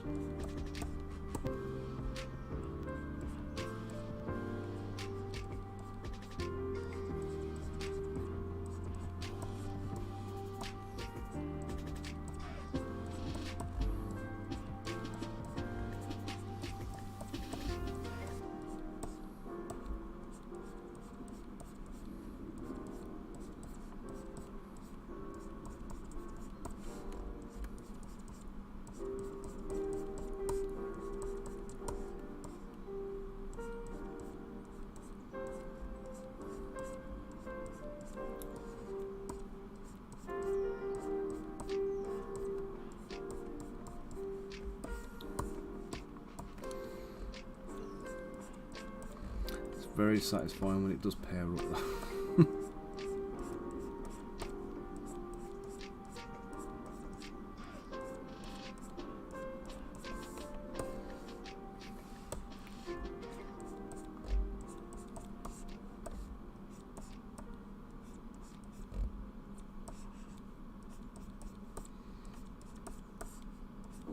It's best not to get too far ahead of yourself when you're doing this as well, so do a little bit at a time.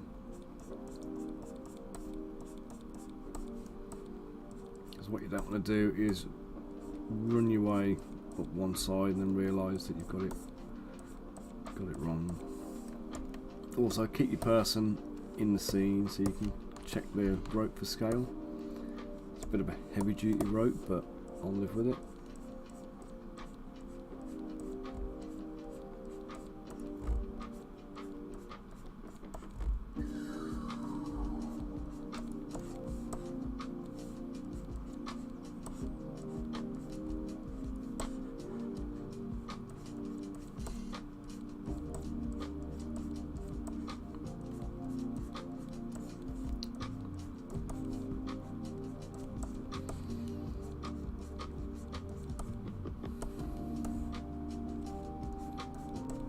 I think sometimes when people come into ZBrush and they're doing some sculpting, they're looking for quick and easy ways of doing stuff.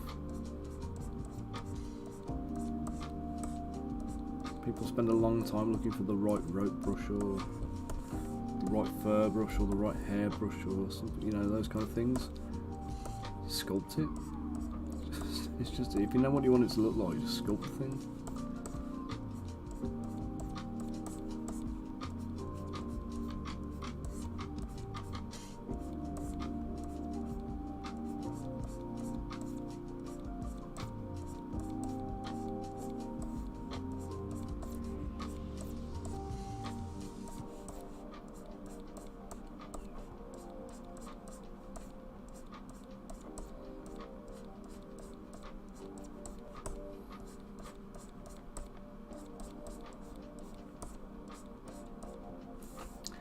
Right, so if you're doing this, do two strands at a time. They'll actually wind round each other. Do one and try and wind it round itself. It's not going to work.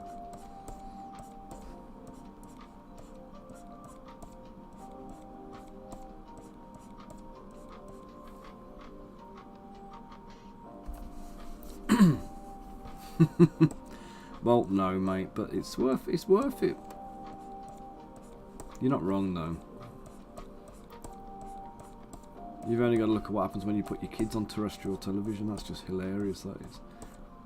We put Willow and Jacob a couple of times now. We've made them like when we had like the sky off and stuff. The satellite was not the satellite, so the broadband was down. The kids couldn't watch Netflix.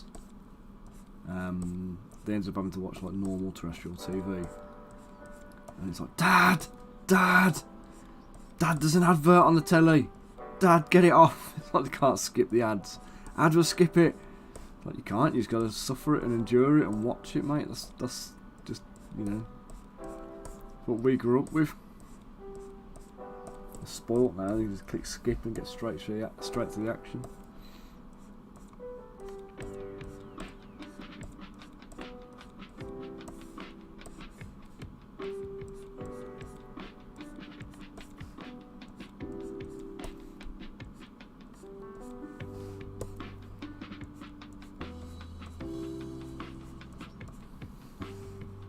You alright, Abe? What's up, man?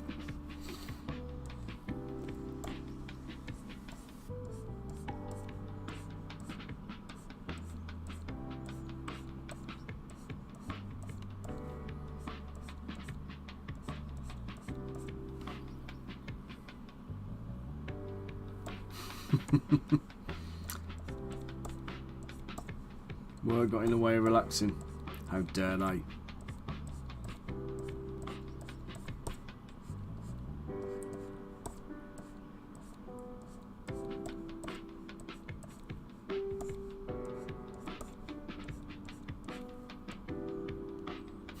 I don't like it, Aid.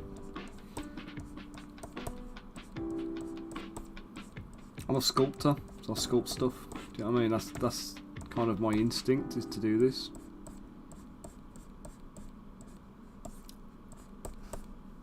I know I could use a rope brush, but then it doesn't have that hand sculpted look.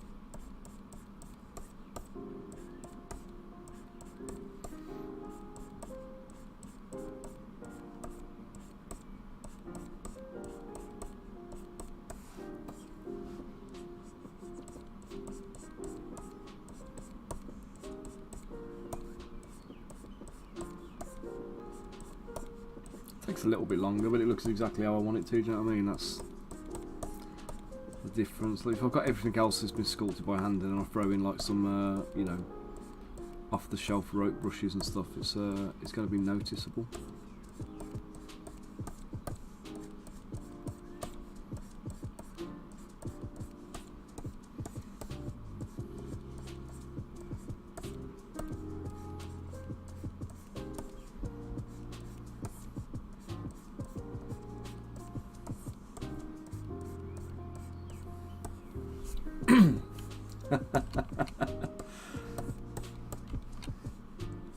We were literally discussing it a few seconds before,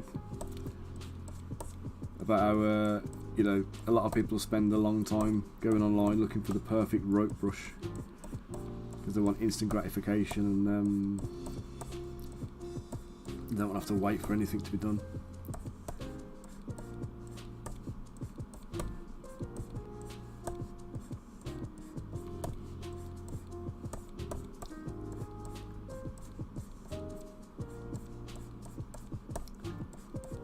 For me, it's the art of the craft. You know what I mean? It's the process is part of it, part of the enjoyment.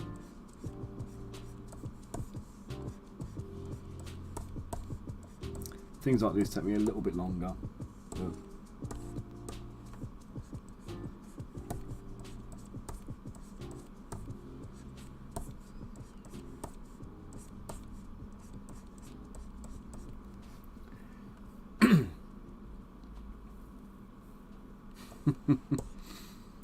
Does that optimise the fun out? Yeah, players, given the opportunity, players will optimise the fun out of a game.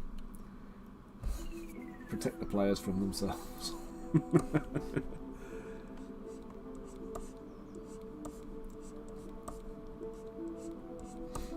Not wrong.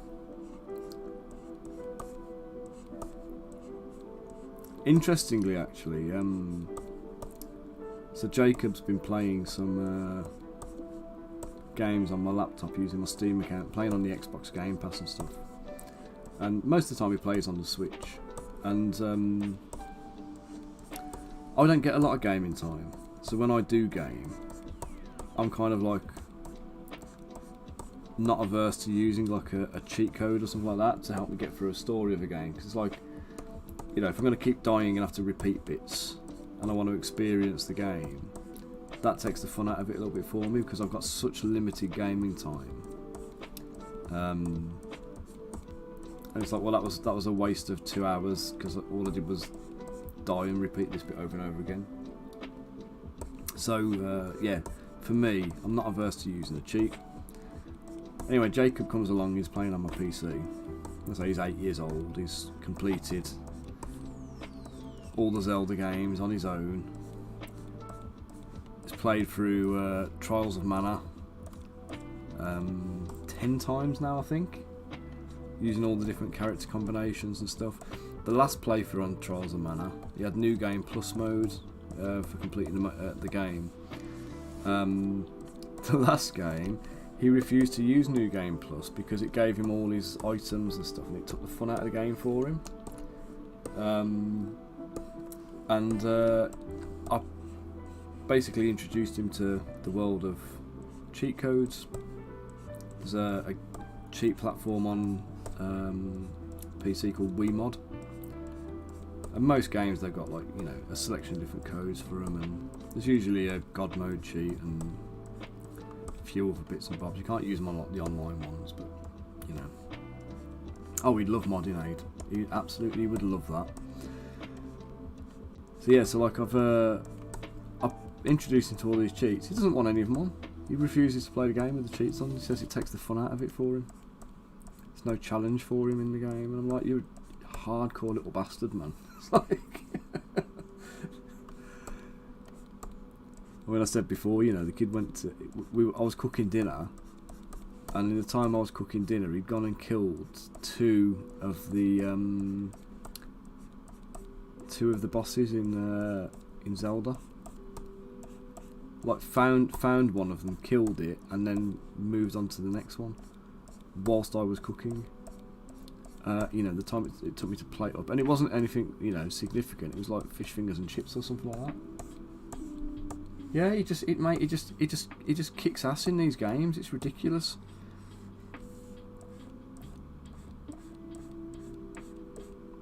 And there's a couple of, basically, he was playing.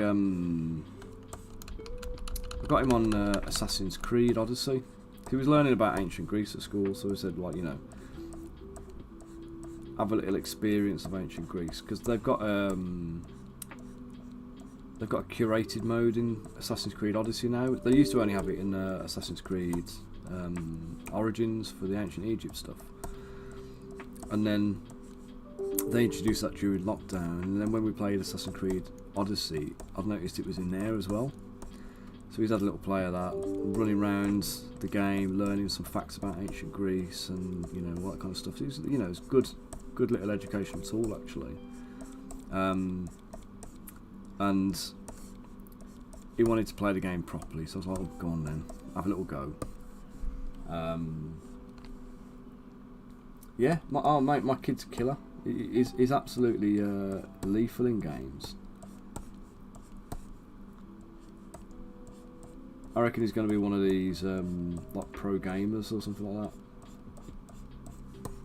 But here he's like, for me, like I say, I can play the games without cheats. I'm good at them.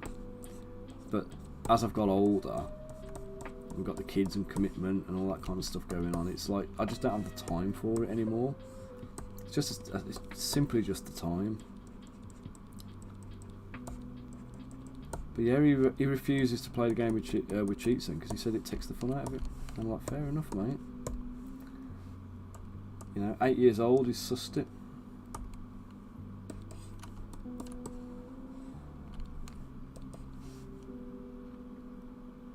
Oh, he's already on Dark Souls, mate. Killing it.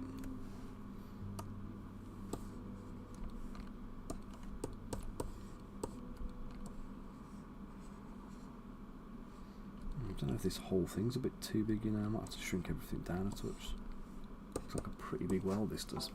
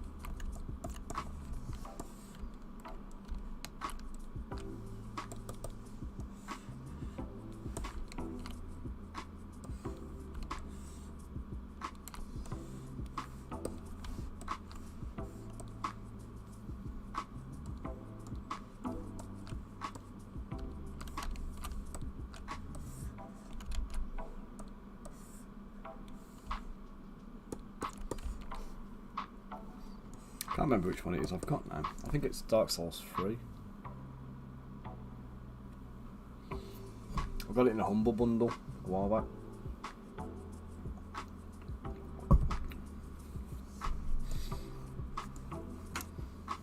But yeah, we was playing. Have you played Tears of the Kingdom, Aid?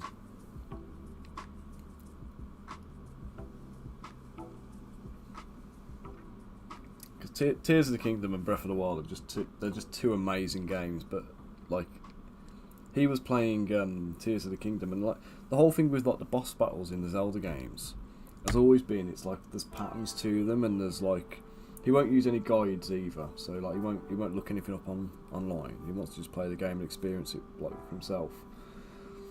And he with the Zelda games, you have like the boss battles, and you basically have to learn a little bit of their routines and stuff.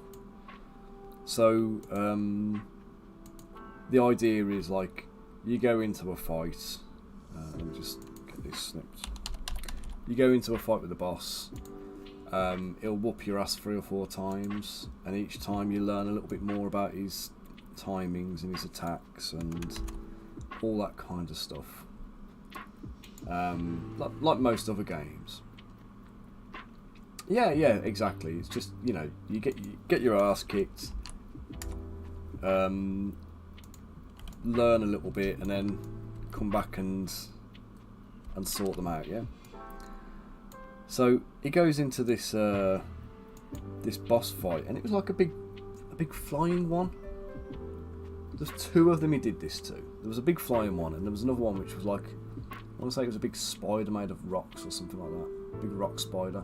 There was a flying thing where you were flying around in the air.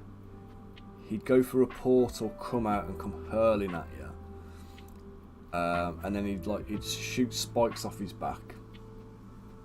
And you had to either stomp through, like you had these like a crystal body. You had to either stomp through the crystal body to get to the core and then attack the core, or shoot it with arrows. And once you've killed the boss, they appear in the depths, so they're around and about, and you can just go and repeat the fight over and over again.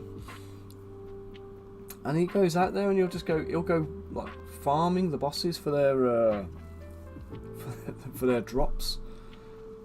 And it's just, honestly, I've never seen anything like it. It amazes me how good he is at these things. But that flying boss, he went in there and he aced it the first time, taking no damage. And then the same with the spider boss. He went in there, and like, it wasn't even obvious what you had to do with the spider boss, but he killed it the first attempt without any damage being taken. And I'm like, that's not That's not how you're supposed to play the Zelda games. That's like, you know. So I've been trying to find games that will challenge him a little bit.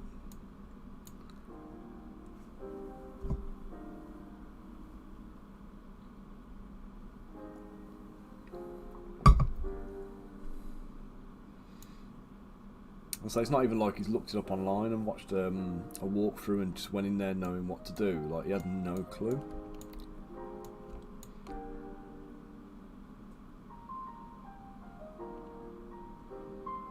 Okay, so the well is done.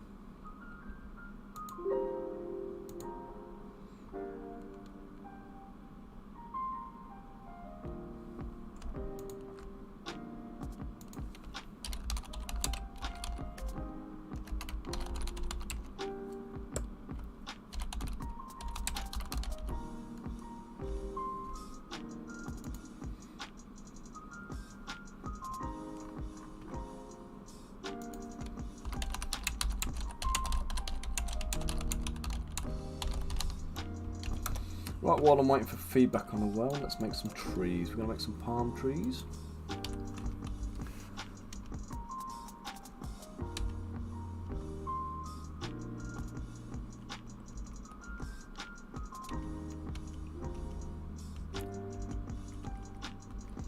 Right, now they've asked for these palm trees to be done in a kind of like, it's like the Lego palm trees.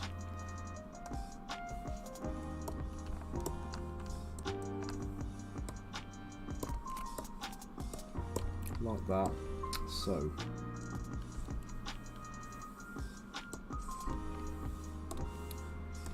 first thing I'm going to do, I'm just going to taper this.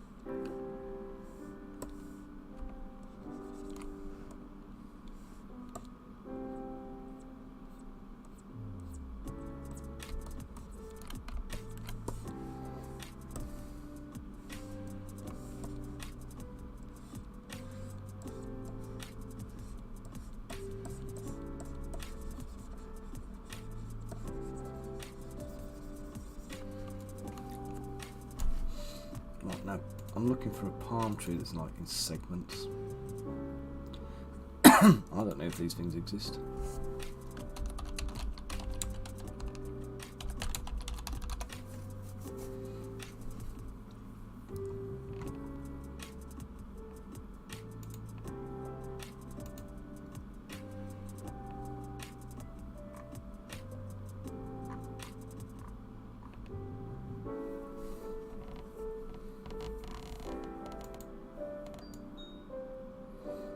Guys, give me a second, I've just got to want to get the post.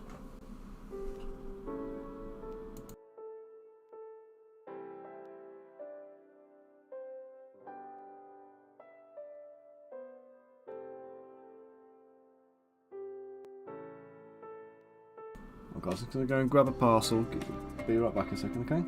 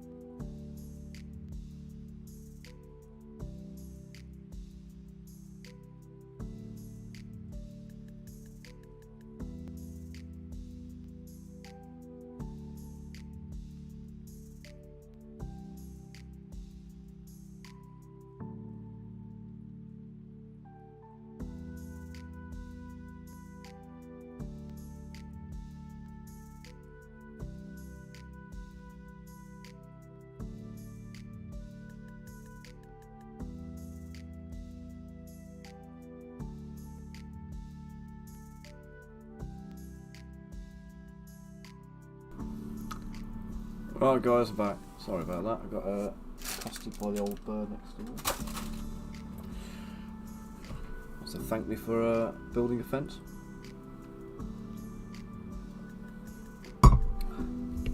So building it, repairing it. Right then. Back to this tree. Right, I'm trying to find a palm tree in segments.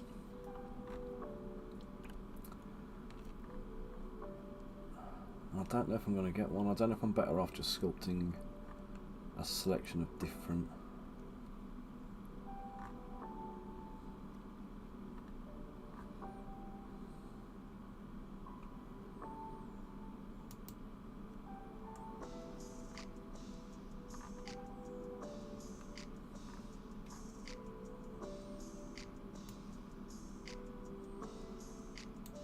What are we talking about, guys? Lies of P.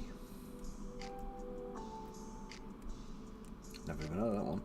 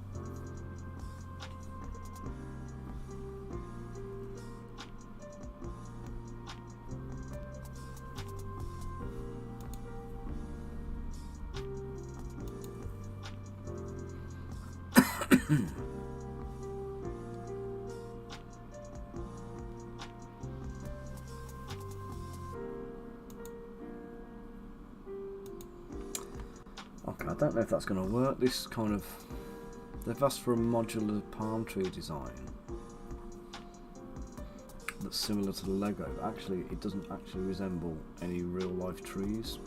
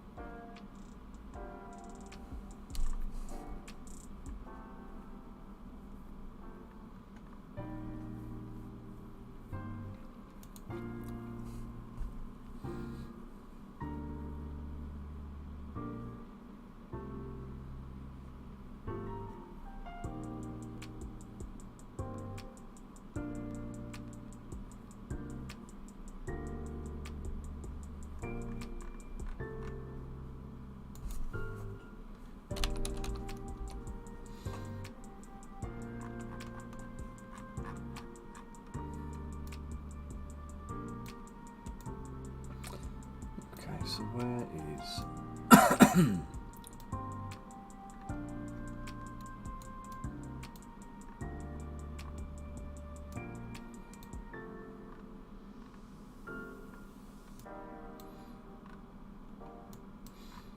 So we've got Egypt, we've got Israel,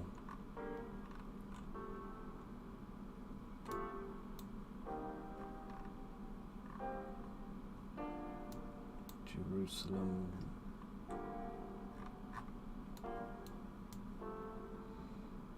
what deserts we got around here?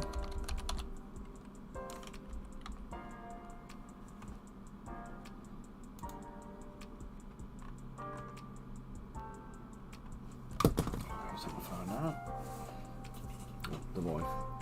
Well, guys, I'm going to mute you again. Sorry, I've got the wife ringing.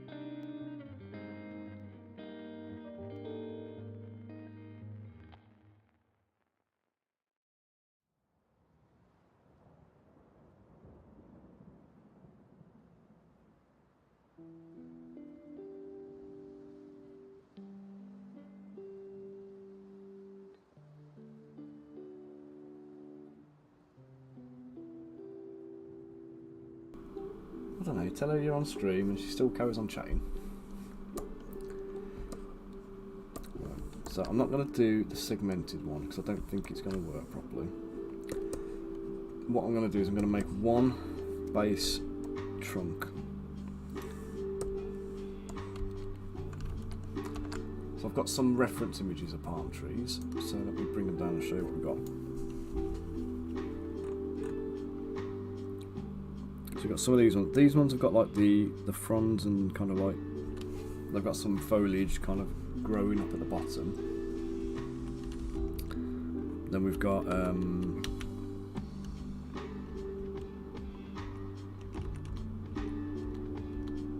this kind where the bottom is like a normal tree, if you like, and then we've got like some foliage at the top, and obviously the leaves are growing and it's gone up.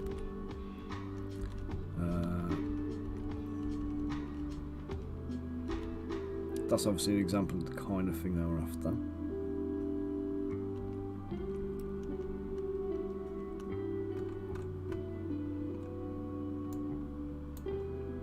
These ones, they almost look like giant elongated pine cones with the leaves up at the top then.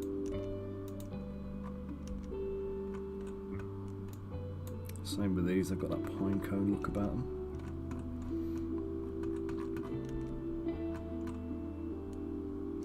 So I think perhaps if I sculpt this with that kind of pine coney look.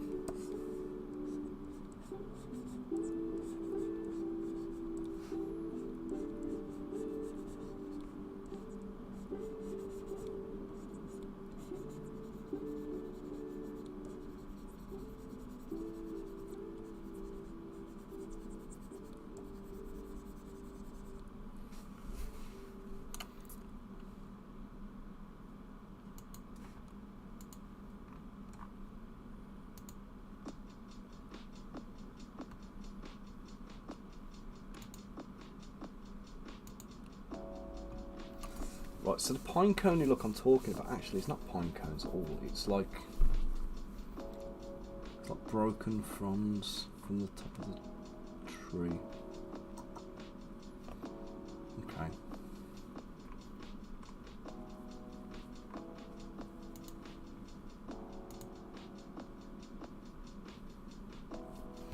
So this is one of the different types of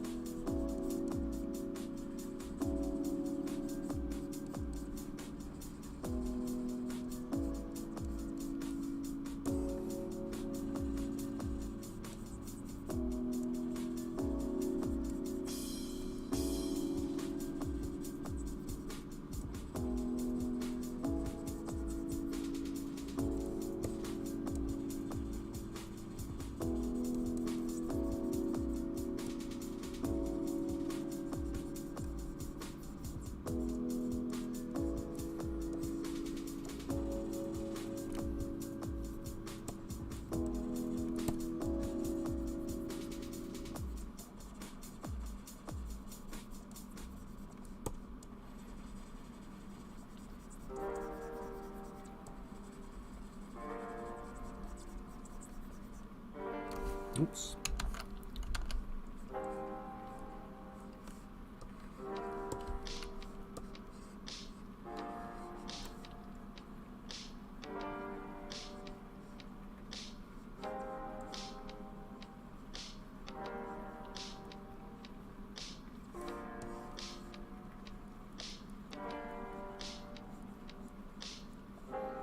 Once I've got all these done, I'm going to just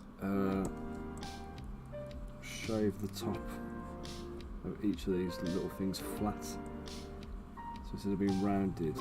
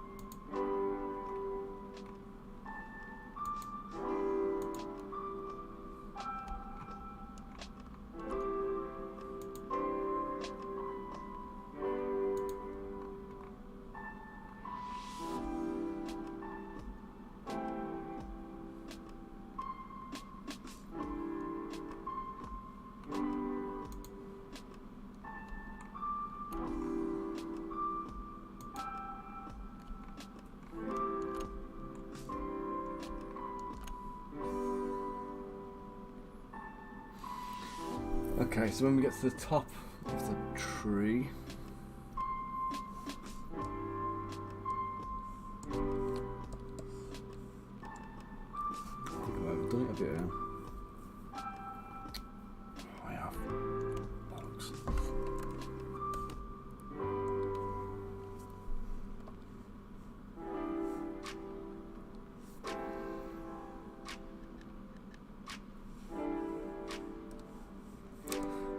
I've overdone it.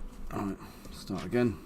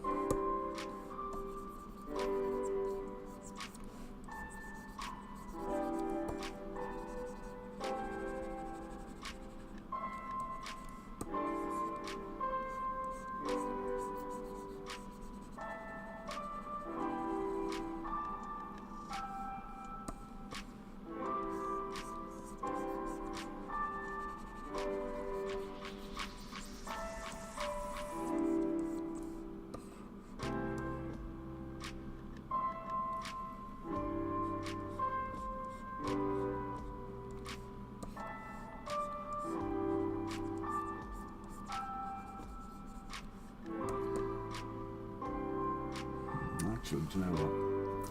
I think this is a good time to make an insert brush.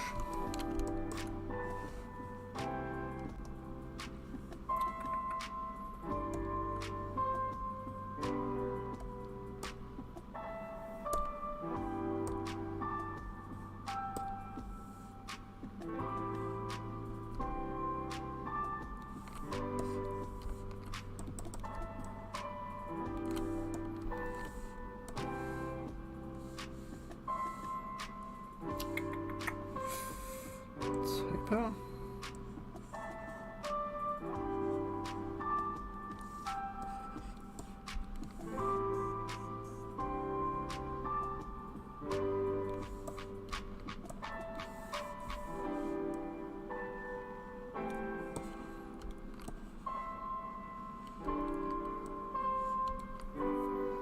That's not a bad shape at all, though.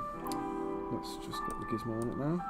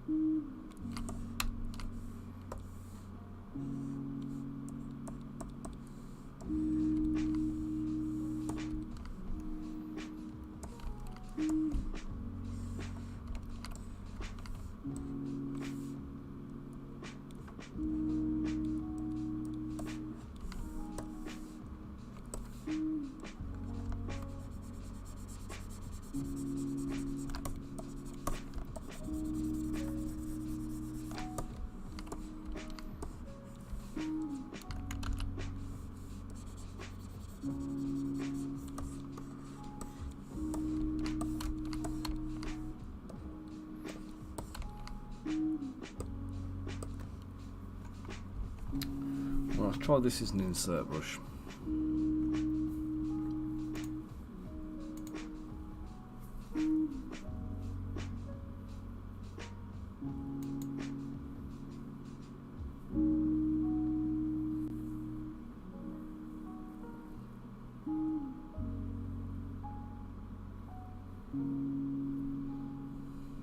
Oh, you cock.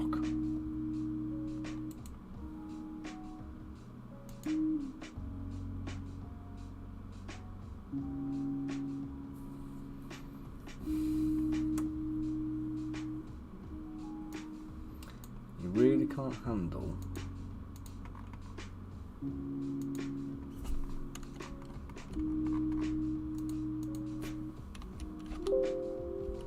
I know it was abnormally terminated. I watched you do it.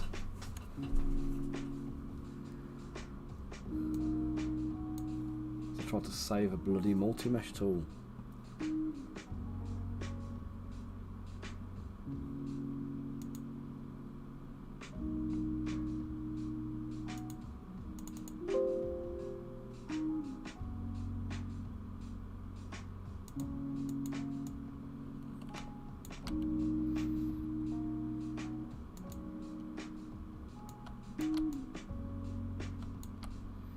At least that's saved. Right, so let's append a cylinder. Let's use this for my tree trunk.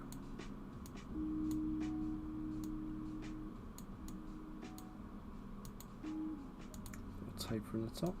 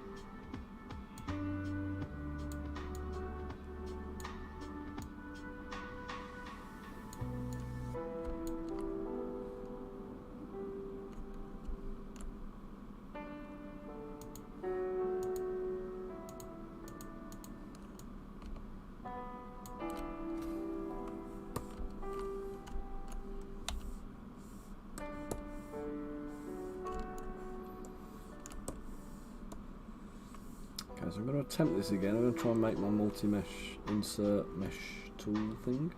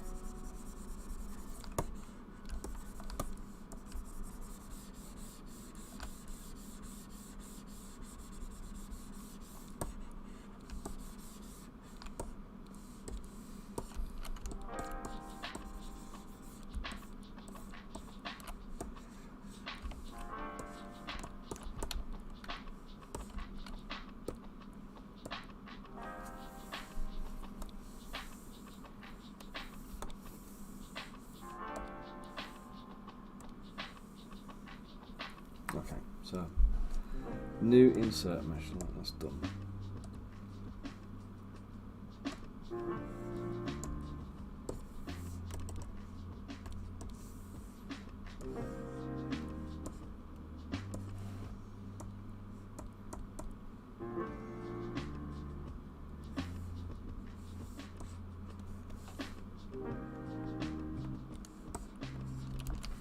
Let's reduce the depth on them. Want to be countersunk in? Maybe not that much.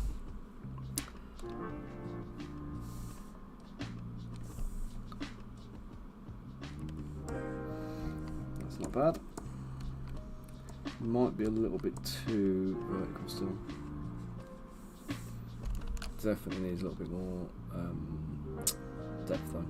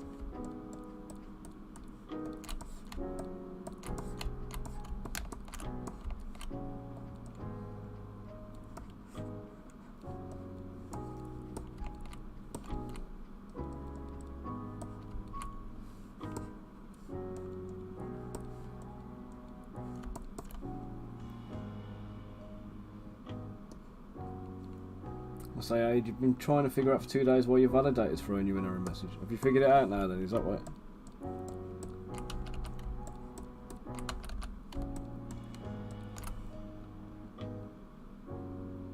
Stray node doesn't show up anywhere.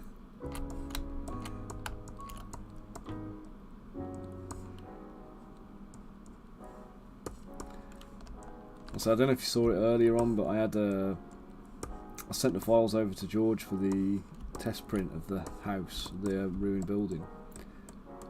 And when he tried to support one of the platforms, there was a load of random, like,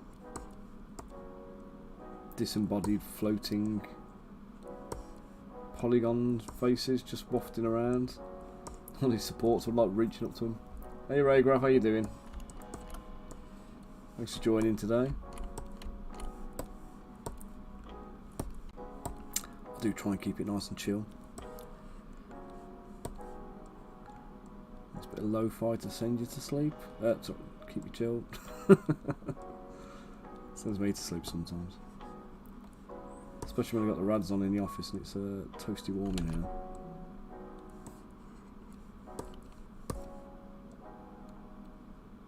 How you keeping anyway? Yeah, every time, mate. So I basically, because everything's going to be 3D printed, everything's going to get Dynamesh back together again. So what I'll probably do with this tree now, once I've got all these these branches on, like that, I'm pretty happy with that actually. They're probably a little bit longer than they should be, but because it's going to be 28mm scale, I've got room for some exaggerations and stuff, so that's fine. So yeah, what I'll do is I'll Dynamesh it. I'll probably put a few little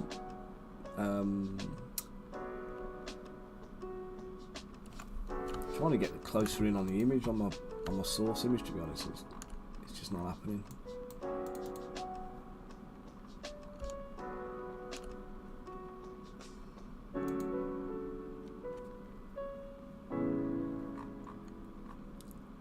Difficult things to make these though.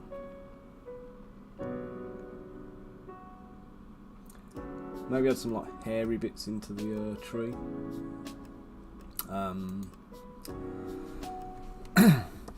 But yeah, basically I'll Dynamesh everything together at the end, and then it'll be a 3D printable file. What happened there at the top?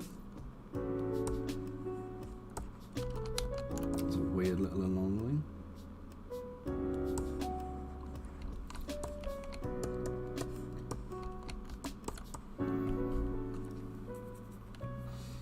You sculpt to yourself, Ragrav?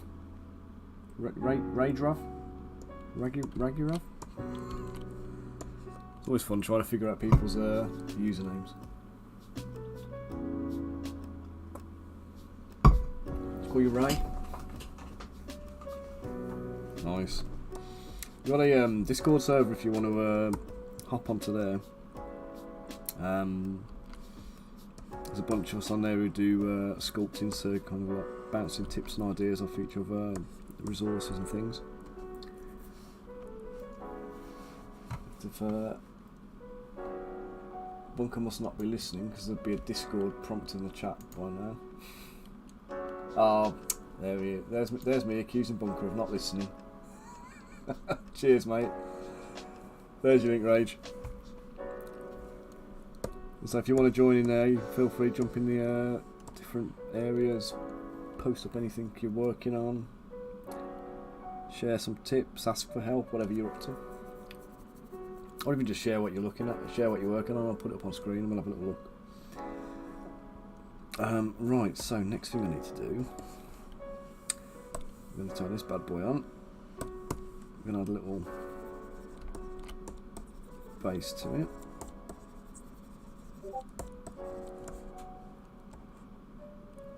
Justice showed up. Sounds like the most badass entry anyone's ever had.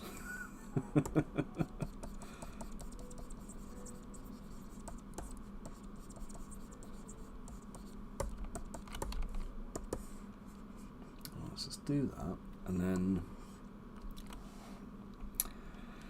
I'll duplicate it.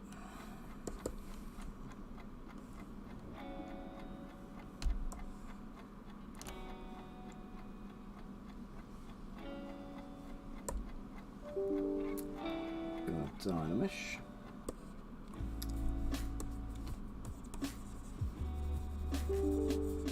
Get smooth in here.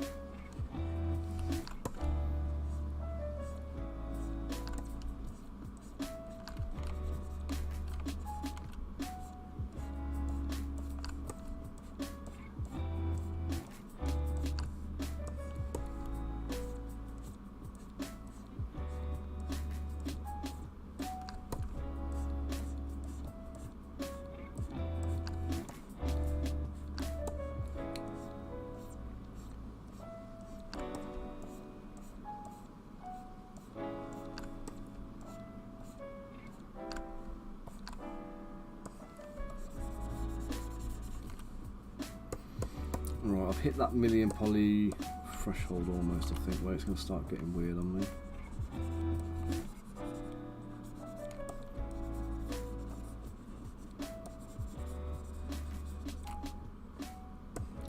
Just trying to get a few polys back by going in with some high tessellation brush.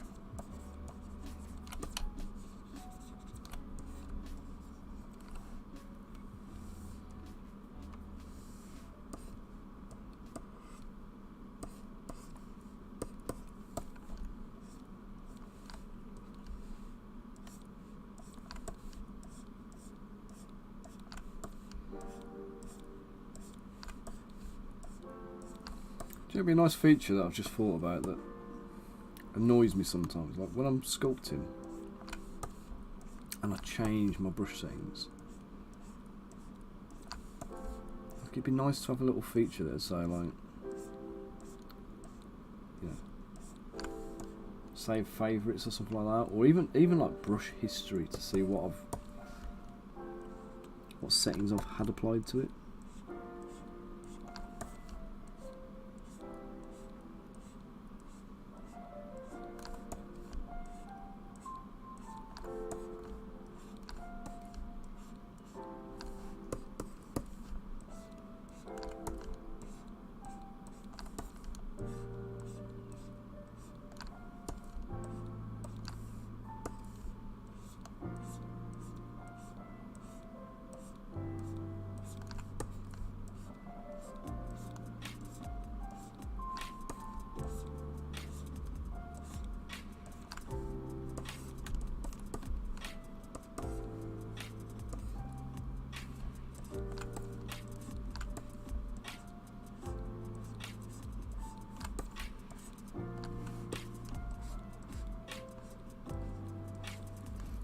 My palm tree's hairy.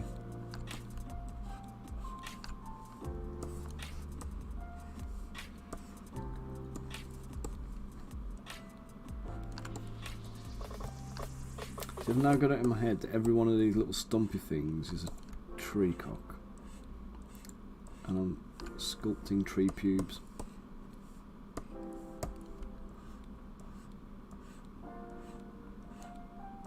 What's that about, eh?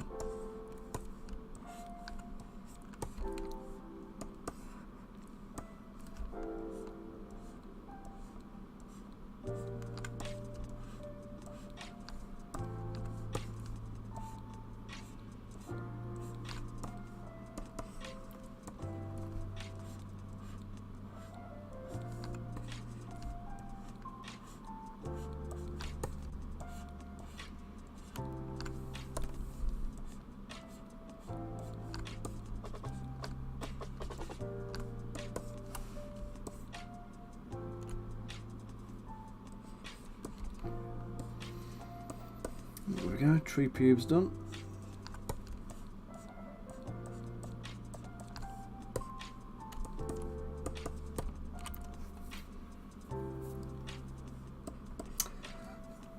Let's get onto the fronds.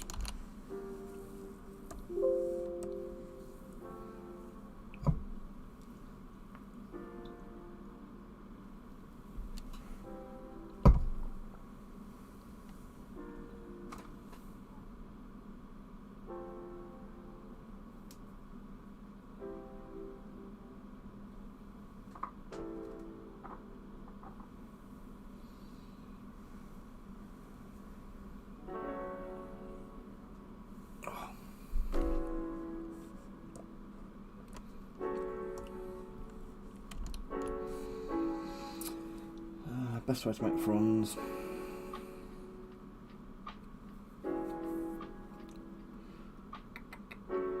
These are going to have to be stylised a little bit, because if I do them too realistic, they're not going to print. Oh,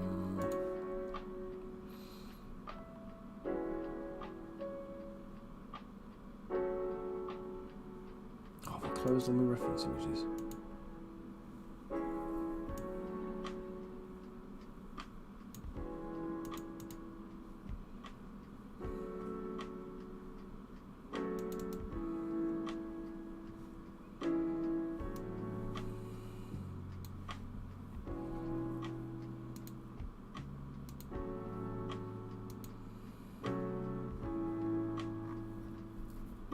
Let's go back to that tank.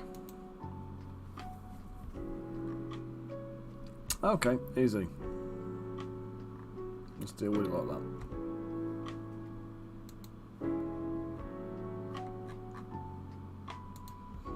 So they're almost like big feathers.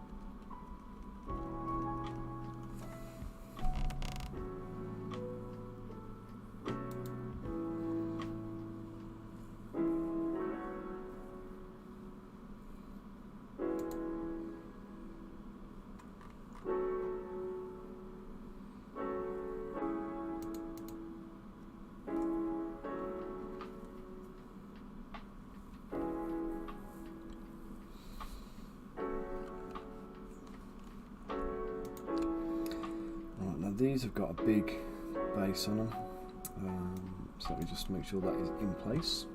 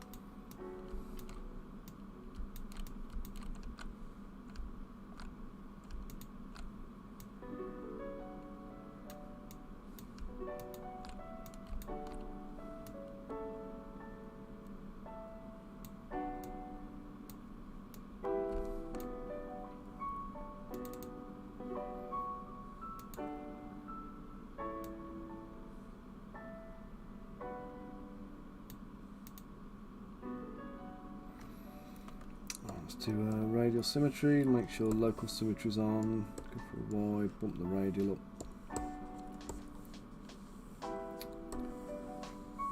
Let's get some ramping going on here.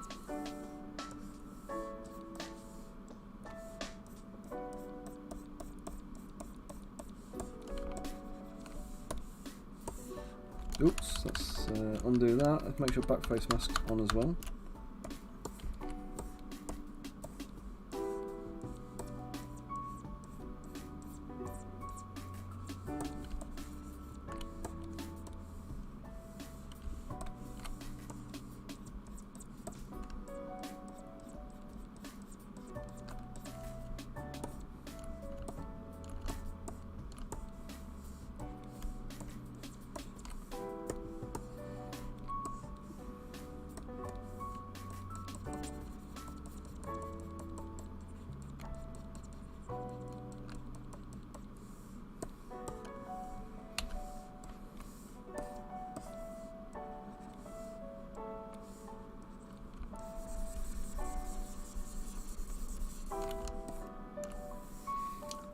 Do me all cracks. Cheers, bunker. I'm on school pickup today, so I've got to be off for 3ish. So.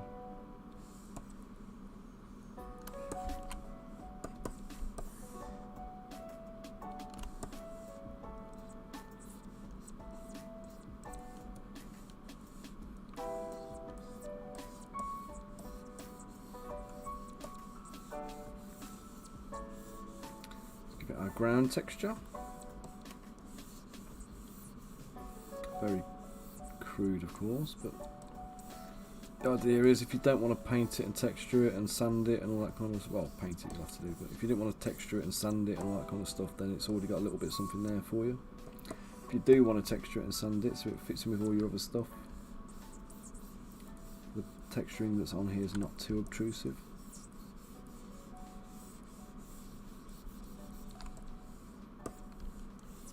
Doesn't cause anybody any problems.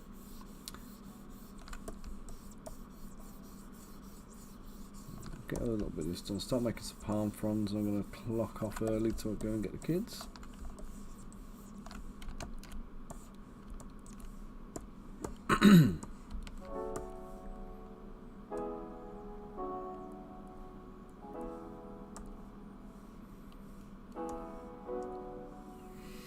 Let's make sure I save that brush I made.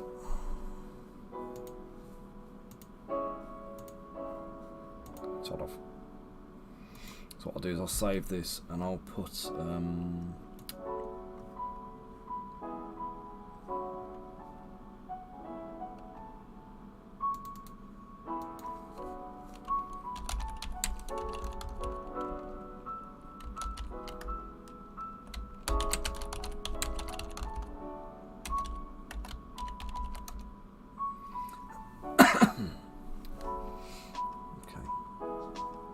so the leaves, we're going to do them like a big feather.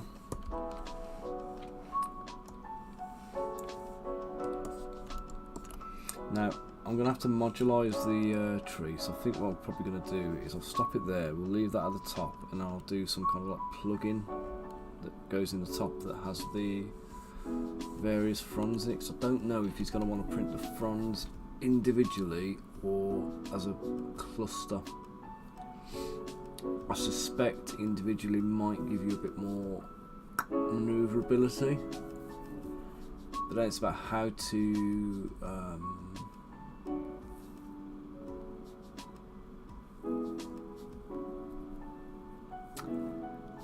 put them in is the problem then. You've got to remember it's representative of, it's not an exact likeness.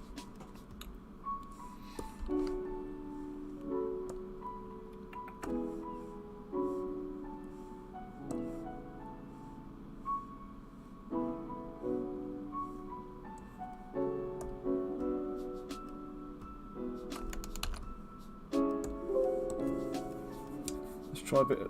Let's use a shadow box.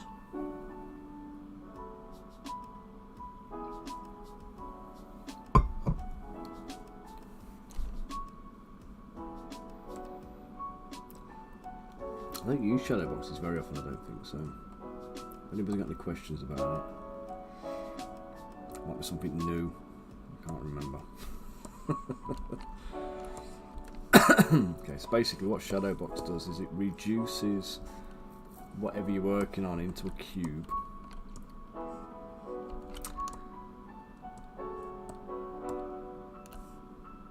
And then you have to rebuild it. And anywhere where there's a shadow, that becomes a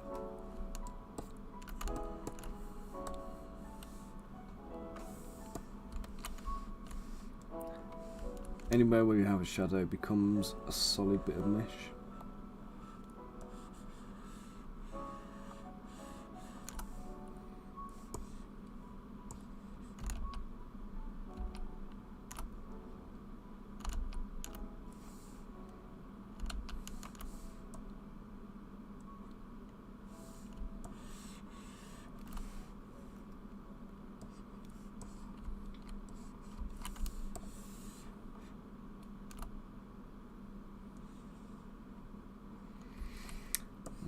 so let's come in here. Small draw size.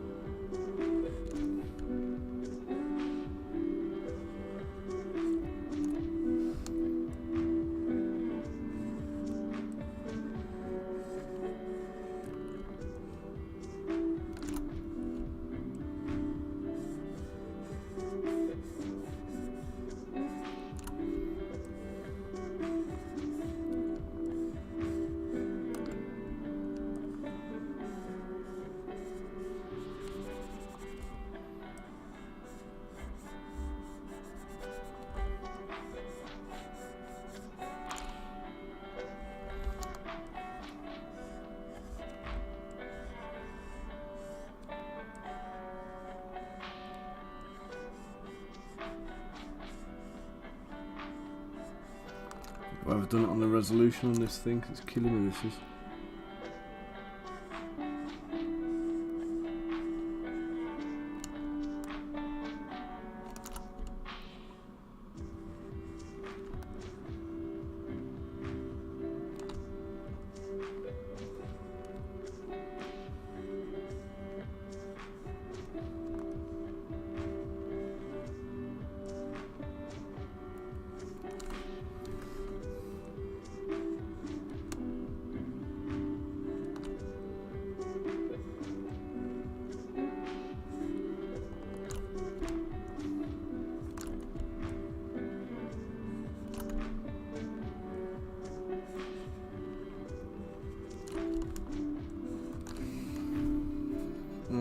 Hey Ginger, how you doing?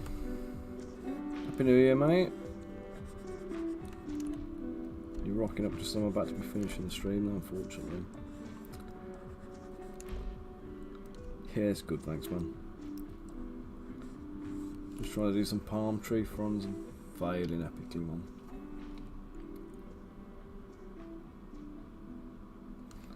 I'm just going to turn my shadow box off and lower the resolution and turn it back on again. See if we can work a little bit better with it now.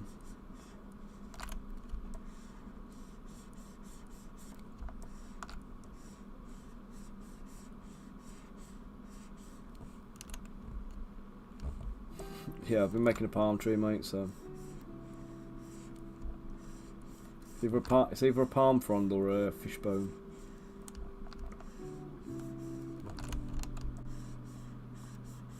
Really weird fishbone.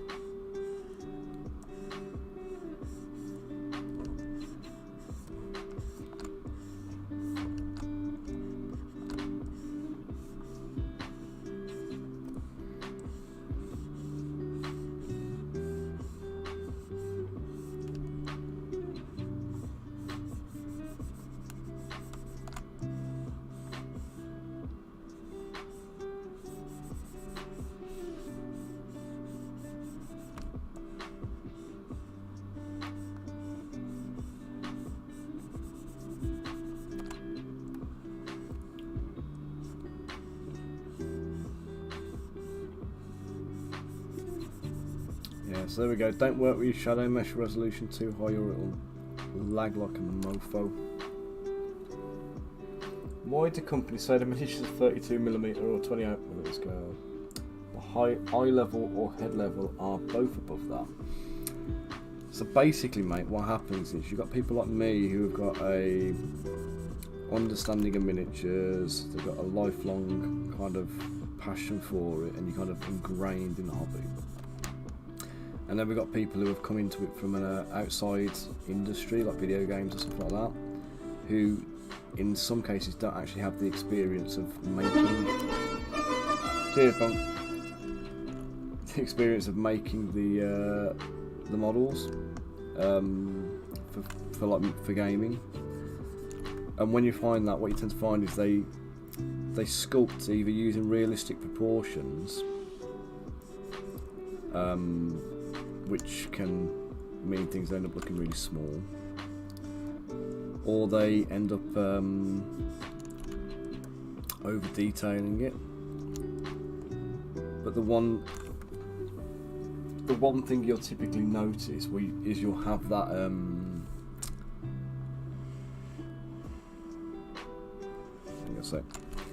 you'll have that element of oh god, what's going on here?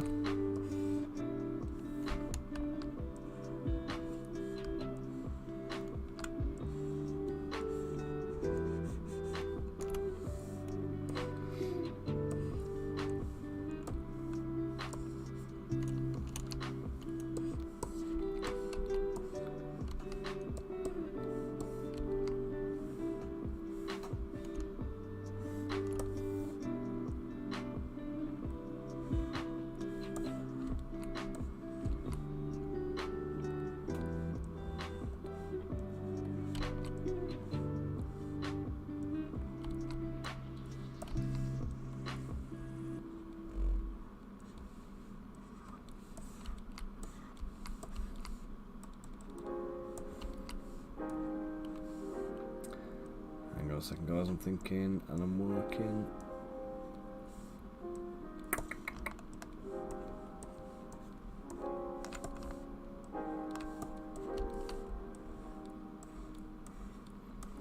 But yeah, basically it's they just don't take it into consideration. They just don't really know it, I think.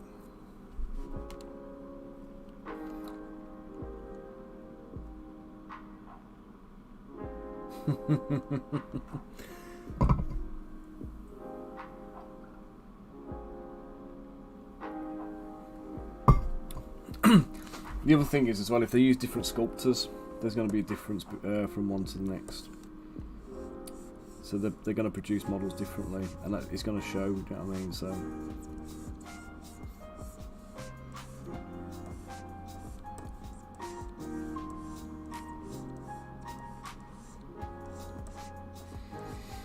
But the reality of it is there's no real industry standard to hold anybody to. There is, but everybody's ignored it for so long now that it's done their own thing without realising there was a standard there.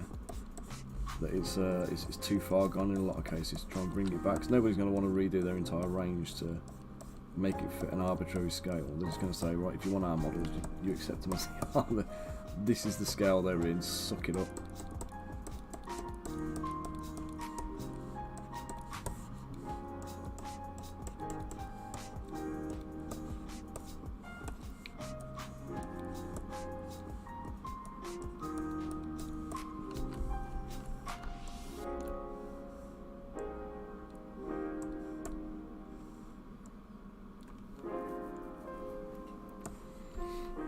Yeah, it's one of the things that bugs me. One of the things I always do, and you might have seen it on my streams already, but I always start with like a base mesh in the scene.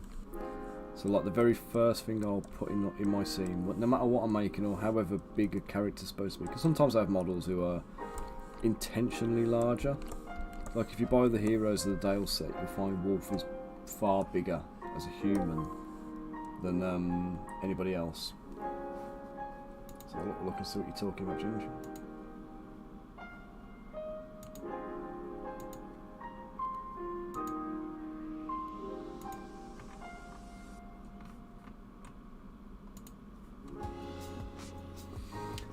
So left is 100% size Titan Forge. 100% scaled, and the eye level is 32mm. Far right is 100% size, apparently 32mm. Oh wow, so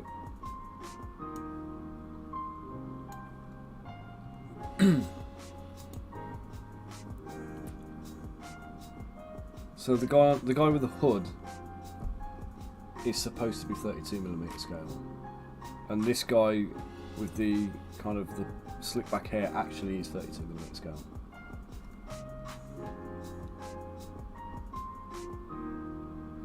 See, the owl guy, I'd give him the benefit of the doubt because he's an owl, so he could be 32mm, but he could be supposed to be like 9 foot tall, which, well, I'd say probably about 8 foot tall if you're looking at him there. But the guy on the left is just misscaled. They've just got that wrong.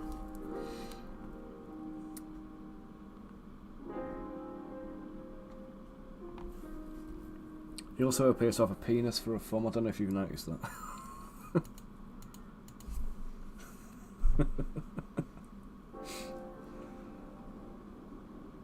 But yeah, if you take this guy and scale him down to 32mm, he'll probably scale fairly well. I imagine they've probably just screwed it when they export. So when they put him out into the file. So I was saying earlier, like, so with me when I do it, I'll show you this now. So I've got it in this scene, I might as well. So there's my generic dude, yeah. So 28mm scale bloke. I've got a 32mm one that I use for my stuff, but this is a historical one for Futsal. So all of their miniatures are 28mm scale. So this guy's been rescaled to match the proportions of their models. So he's 28mm, scaled correctly on a 25mm base, which is what they use for the game. Yeah. In the scene, I've also got a ruler, which I've hidden. So the ruler is the ruler and that base model are the first things to go into the scene. Now, even if I'm not sculpting a human, I'll have those things in the scene because that's what gives me scale. That's my scale reference. So, for example, on this one today, I've made this well.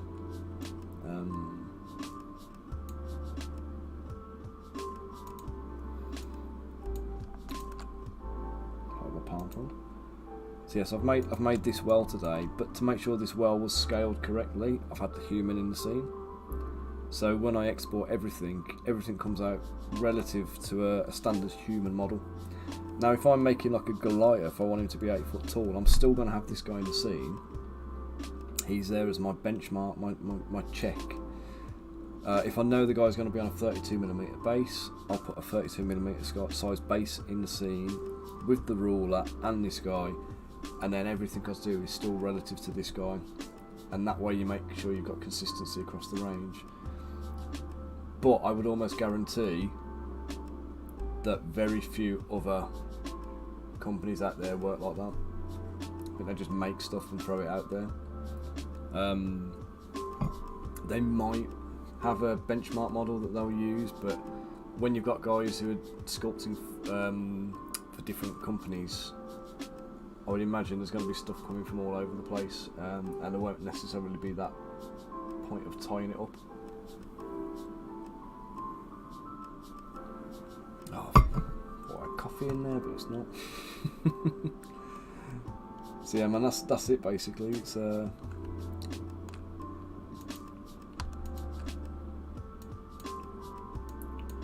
some reasons it might have happened like that. I'm hypothesising, obviously, but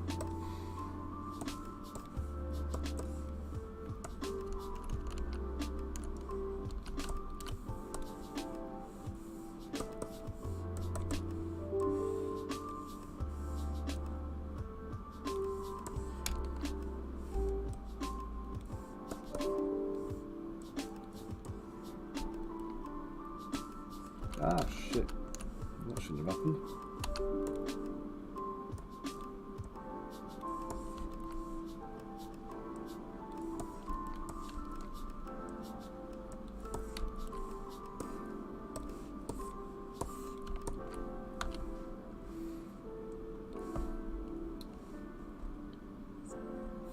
No, you're right. If they're gonna say it's 28mm, 32mm, or whatever else, they need to make sure that there's some kind of point of verifying that. The worst ones are companies like Loot, where they kind of just go, yeah, this model is both 75mm scale and 32mm scale at the same time. It's like, no, what you've done is you've sized it in the. I'm not even going to use the word scale. Scale is sculpted into the models. What you find they do is they'll use the word scale and it makes it sound like it's scale, but even in Lychee, when you look at Lychee, it says the word scale in terms of like resizing the models. It's rescaling. It's not. You can't rescale a model by changing its size. That's not how it works. The scale is sculpted in. So when somebody says to you like they want a model and they want it in 100mm scale, that means the detail is sculpted at 100 relative to 100mm, or that the human being 100mm in size.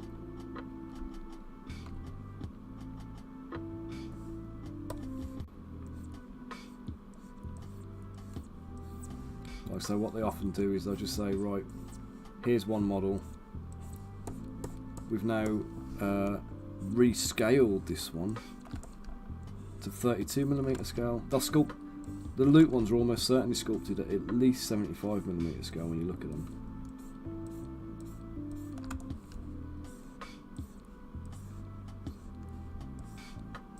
And that's really not going to translate into a good experience for painting in 32mm. Not if you want to do a good job on it anyway.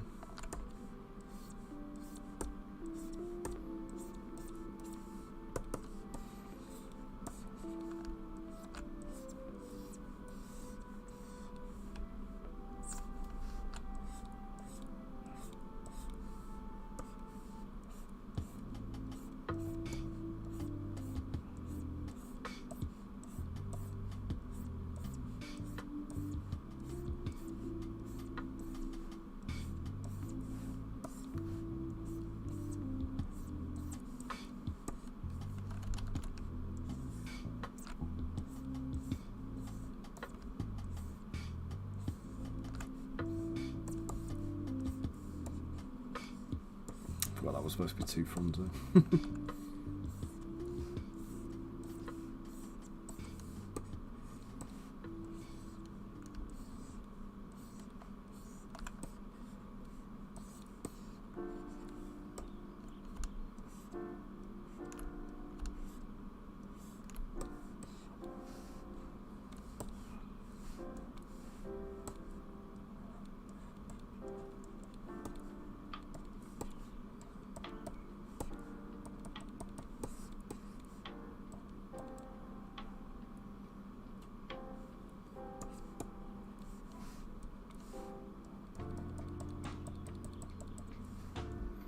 So you're saving for a print and cure station, so you can do your own.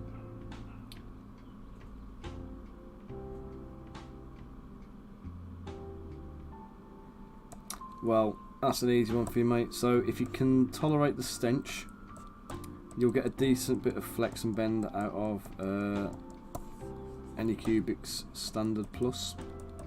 It's very good resin. The only problem I've got with it is the stench of the stuff. It smells rank. However, the one I use is Frozen Aqua 4K Grey. Beautiful resin. It's like 45. Are you in the UK, Ginge? £45 a litre it is, give or take. Sometimes get it a bit cheaper than that on Amazon. I think they've had it for £38 recently. If you go to 3D Jake, it's about 46 quid. So I always benchmark it at around about the 40. What do we reckon to that as a palm frond? Does that kind of work?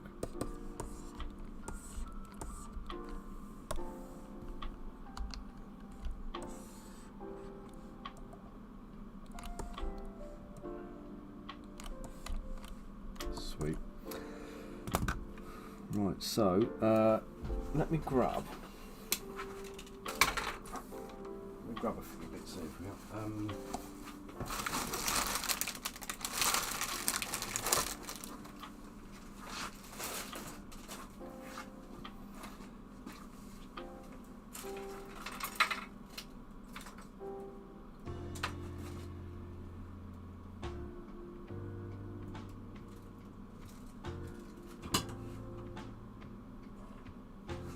I was looking for a few models I got printed out. Got some here on my desk, I'll show you these.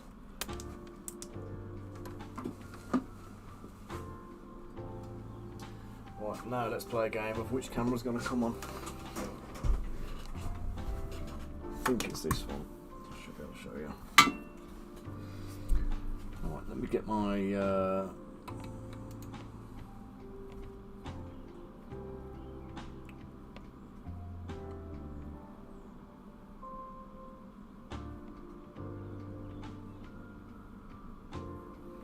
Yeah, they'll be customised individually, Jim, so that they won't all be like that. This is just my basic one. So I'll make 4 or 5 different variants.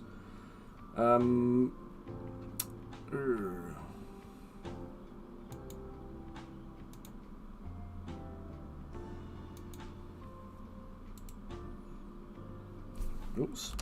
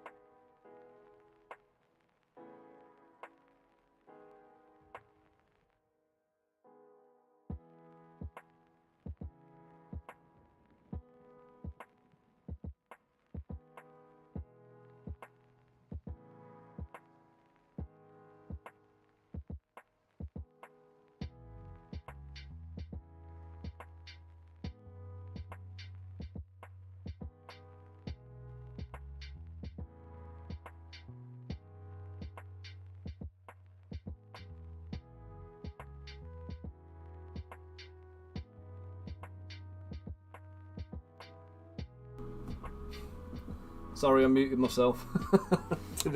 Must have had a shortcut key on my keyboard. I must have pressed it without realising. So this is a Mira Labs TGM7. Oh God, not my thing again. This is like ridiculous. Right, so a Mira Labs TGM7, good sharp detail. This is.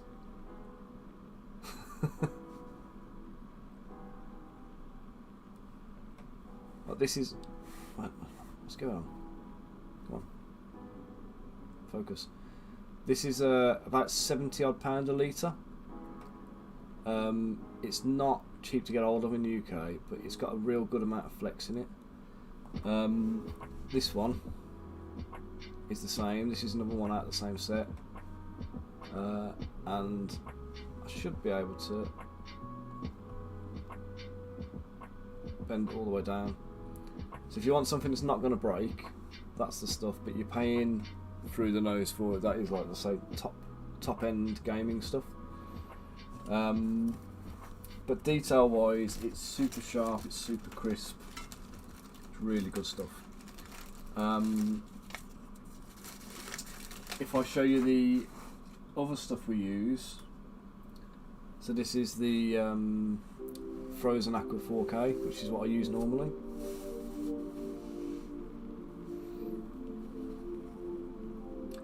Same kind of colour, but with this one it's again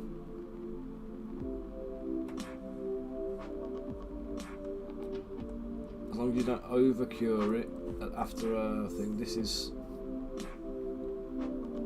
I mean, this is cured and good to go. So this is what I'll be shipping to customers. The only time this stuff breaks is when you get a real weak spot. So like we found, I don't know if I've got one on my desk actually, but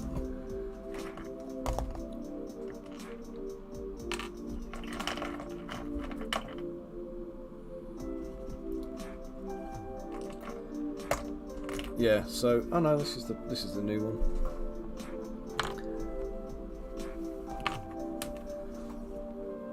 And then this is the other option for you. This is the frozen one. This is the Anycubic. So you've got that one is £45 a litre. And if I'm honest, I buy this because I like the colour of it. I like the grey. Yeah, this is £45 a litre. This stuff. This stuff is the Anycubic resin, and this one comes in the region of about £22 a litre. Now that is also great on detail. It's super flexible, but it stinks. And I say that, I've just snapped the tip of the spear off the back. So the short end snapped off, but the big long flexible end is just going. So that's but that was me being heavy-handed with the back, to be honest. I put my finger on it without even realising. If any of these two, they've got the kind of the same properties, apart from the coloration. You can see this one's got a kind of a lighter, kind of bluish colour. Whereas this has got that kind of almost Games Workshop grey plastic look. So they're all good anyway. So I've got about another 7 or 8 resins in the back of my office back there to test. So with all the extra resins I've got, I've got Z-Mud, some Elegoo stuff. I've got some 3D Jake. Like homebrew resin. I say homebrew resins, it's their own stuff. I've got to get some of the there's some stuff that you know, Faux Hammer, Ross has had. He's paired up with somebody to make some resin, and it's called Wargamer resin. It's really good. It's got the same properties as the Frozen Aqua 4K, but same kind of price. It's water washable, but not water washable in a shit way. It's a good water washable one. So I'm going to get some of that and test it, and if it works out well, I may switch all of my production to it. So but I think he's retailing that around about the £45-46 a litre mark. I'll get the link for it and I'll post it up into the Discord channel actually. So yeah, I did knacker my microphone on that. No worries. I'll say anytime you got any questions, ping them in the group. If you want any advice on the printers and stuff like that, or whatever else, then just let us know. I would also say that the wash and cure station is probably not necessary.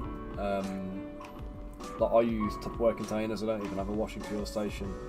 I've got a UV nail lamp over here. If I can show you. Got to ignore my drill on it at the moment, but. This here, there's a few minis in there. This is one of those like you do use for UV nails, and it does the job. It does the job great for curing if you're doing just small quantities of them, and you can stick it in a drawer. It's small enough that it goes away. And for washing the models, I use a baking tray with some kitchen towel down. Couple of tubs of isopropyl, so I use some Tupperware containers. I've got 3 different Tupperware containers. So I've got a filthy wash, which is when it first gets rinsed in when it comes off the plate. Then I've got a second one, which is not quite so filthy, but still dirty. And it goes in there for a little bit of a soak and gets the worst of it off. And then there's a clean one where I just chuck it in for a quick swill at the end, just to kind of just rinse off any bits of crap that are left on it from the previous one. And that 3-stage wash process coupled with a nail curer can all go away in a cupboard every time I'm, if I have to. It doesn't, because it sits on the side, but when I wasn't doing quite so much of this, like printing stuff, I used to just tuck stuff away in cupboards when it wasn't in use. And you've got the option of doing it as long as you've got that portability. If you buy a wash and cure station, it's going to take the same size of footprint as your printer. It is the same size, it's the same kind of unit. In fact, I think they're bigger a bit. Yeah, exactly. So for the sake of a baking tray, a couple of Tupperware containers, and a UV lamp. I mean, the whole thing is like UV lamp is what we're talking now, 20 quid. Tupperware containers maybe £4 to £6 each, give or take. You're spending an awful lot less buying those few bits, you know, you pop into Asda or Tesco or something, go and have a look at the budget range of, you know, the home range and whatever, and you'll walk away with all the kit you need for about 10-15 quid. And then you add the UV lamp onto that at the end, that's another 20 quid, and you know, you've got 100 quid change from what you would have spent on your curing station. But then you got like rubber gloves, you've got your nitrile gloves rather, you've got your spatulas, you've got what else do you use, things like clippers and stuff like that. You've got all the other little peripheral bits you'll need to kind of pick up and get in there. So yeah, so there's cheaper ways of doing it than you know, what becomes immediately obvious right now. But right, guys, on that note, I'm gonna have to love you and leave you, because I need to knock it on the head and go get my kids from school. So down with the glove, and let's get rocking. How much does a 1 litre print? It's just standard. Oh, bloody hell, mate. 60 to 100 models, I'd say, give or take. So, hey, now is rage. I'll be back tomorrow. I'm doing another stream tomorrow as well, so back around about 10ish, 10 half 10, give or take, depending on anything else that railroads me today. But yeah, a litre of resin, you should get 60 to 100 standard models out of it, really. Probably less if you're getting fails, or more if they're bulky and chunky. I work it out with mine. Like, one model works out to be about 5 pence. 5 pence per gram, and an average model is, you probably get about, say, an extra 50% on top for supports. One model is 2 grams, call it 3 grams. So if we say 3 grams a model, plus again 50% extra for supports, that'll be, what's that, 4.5 grams.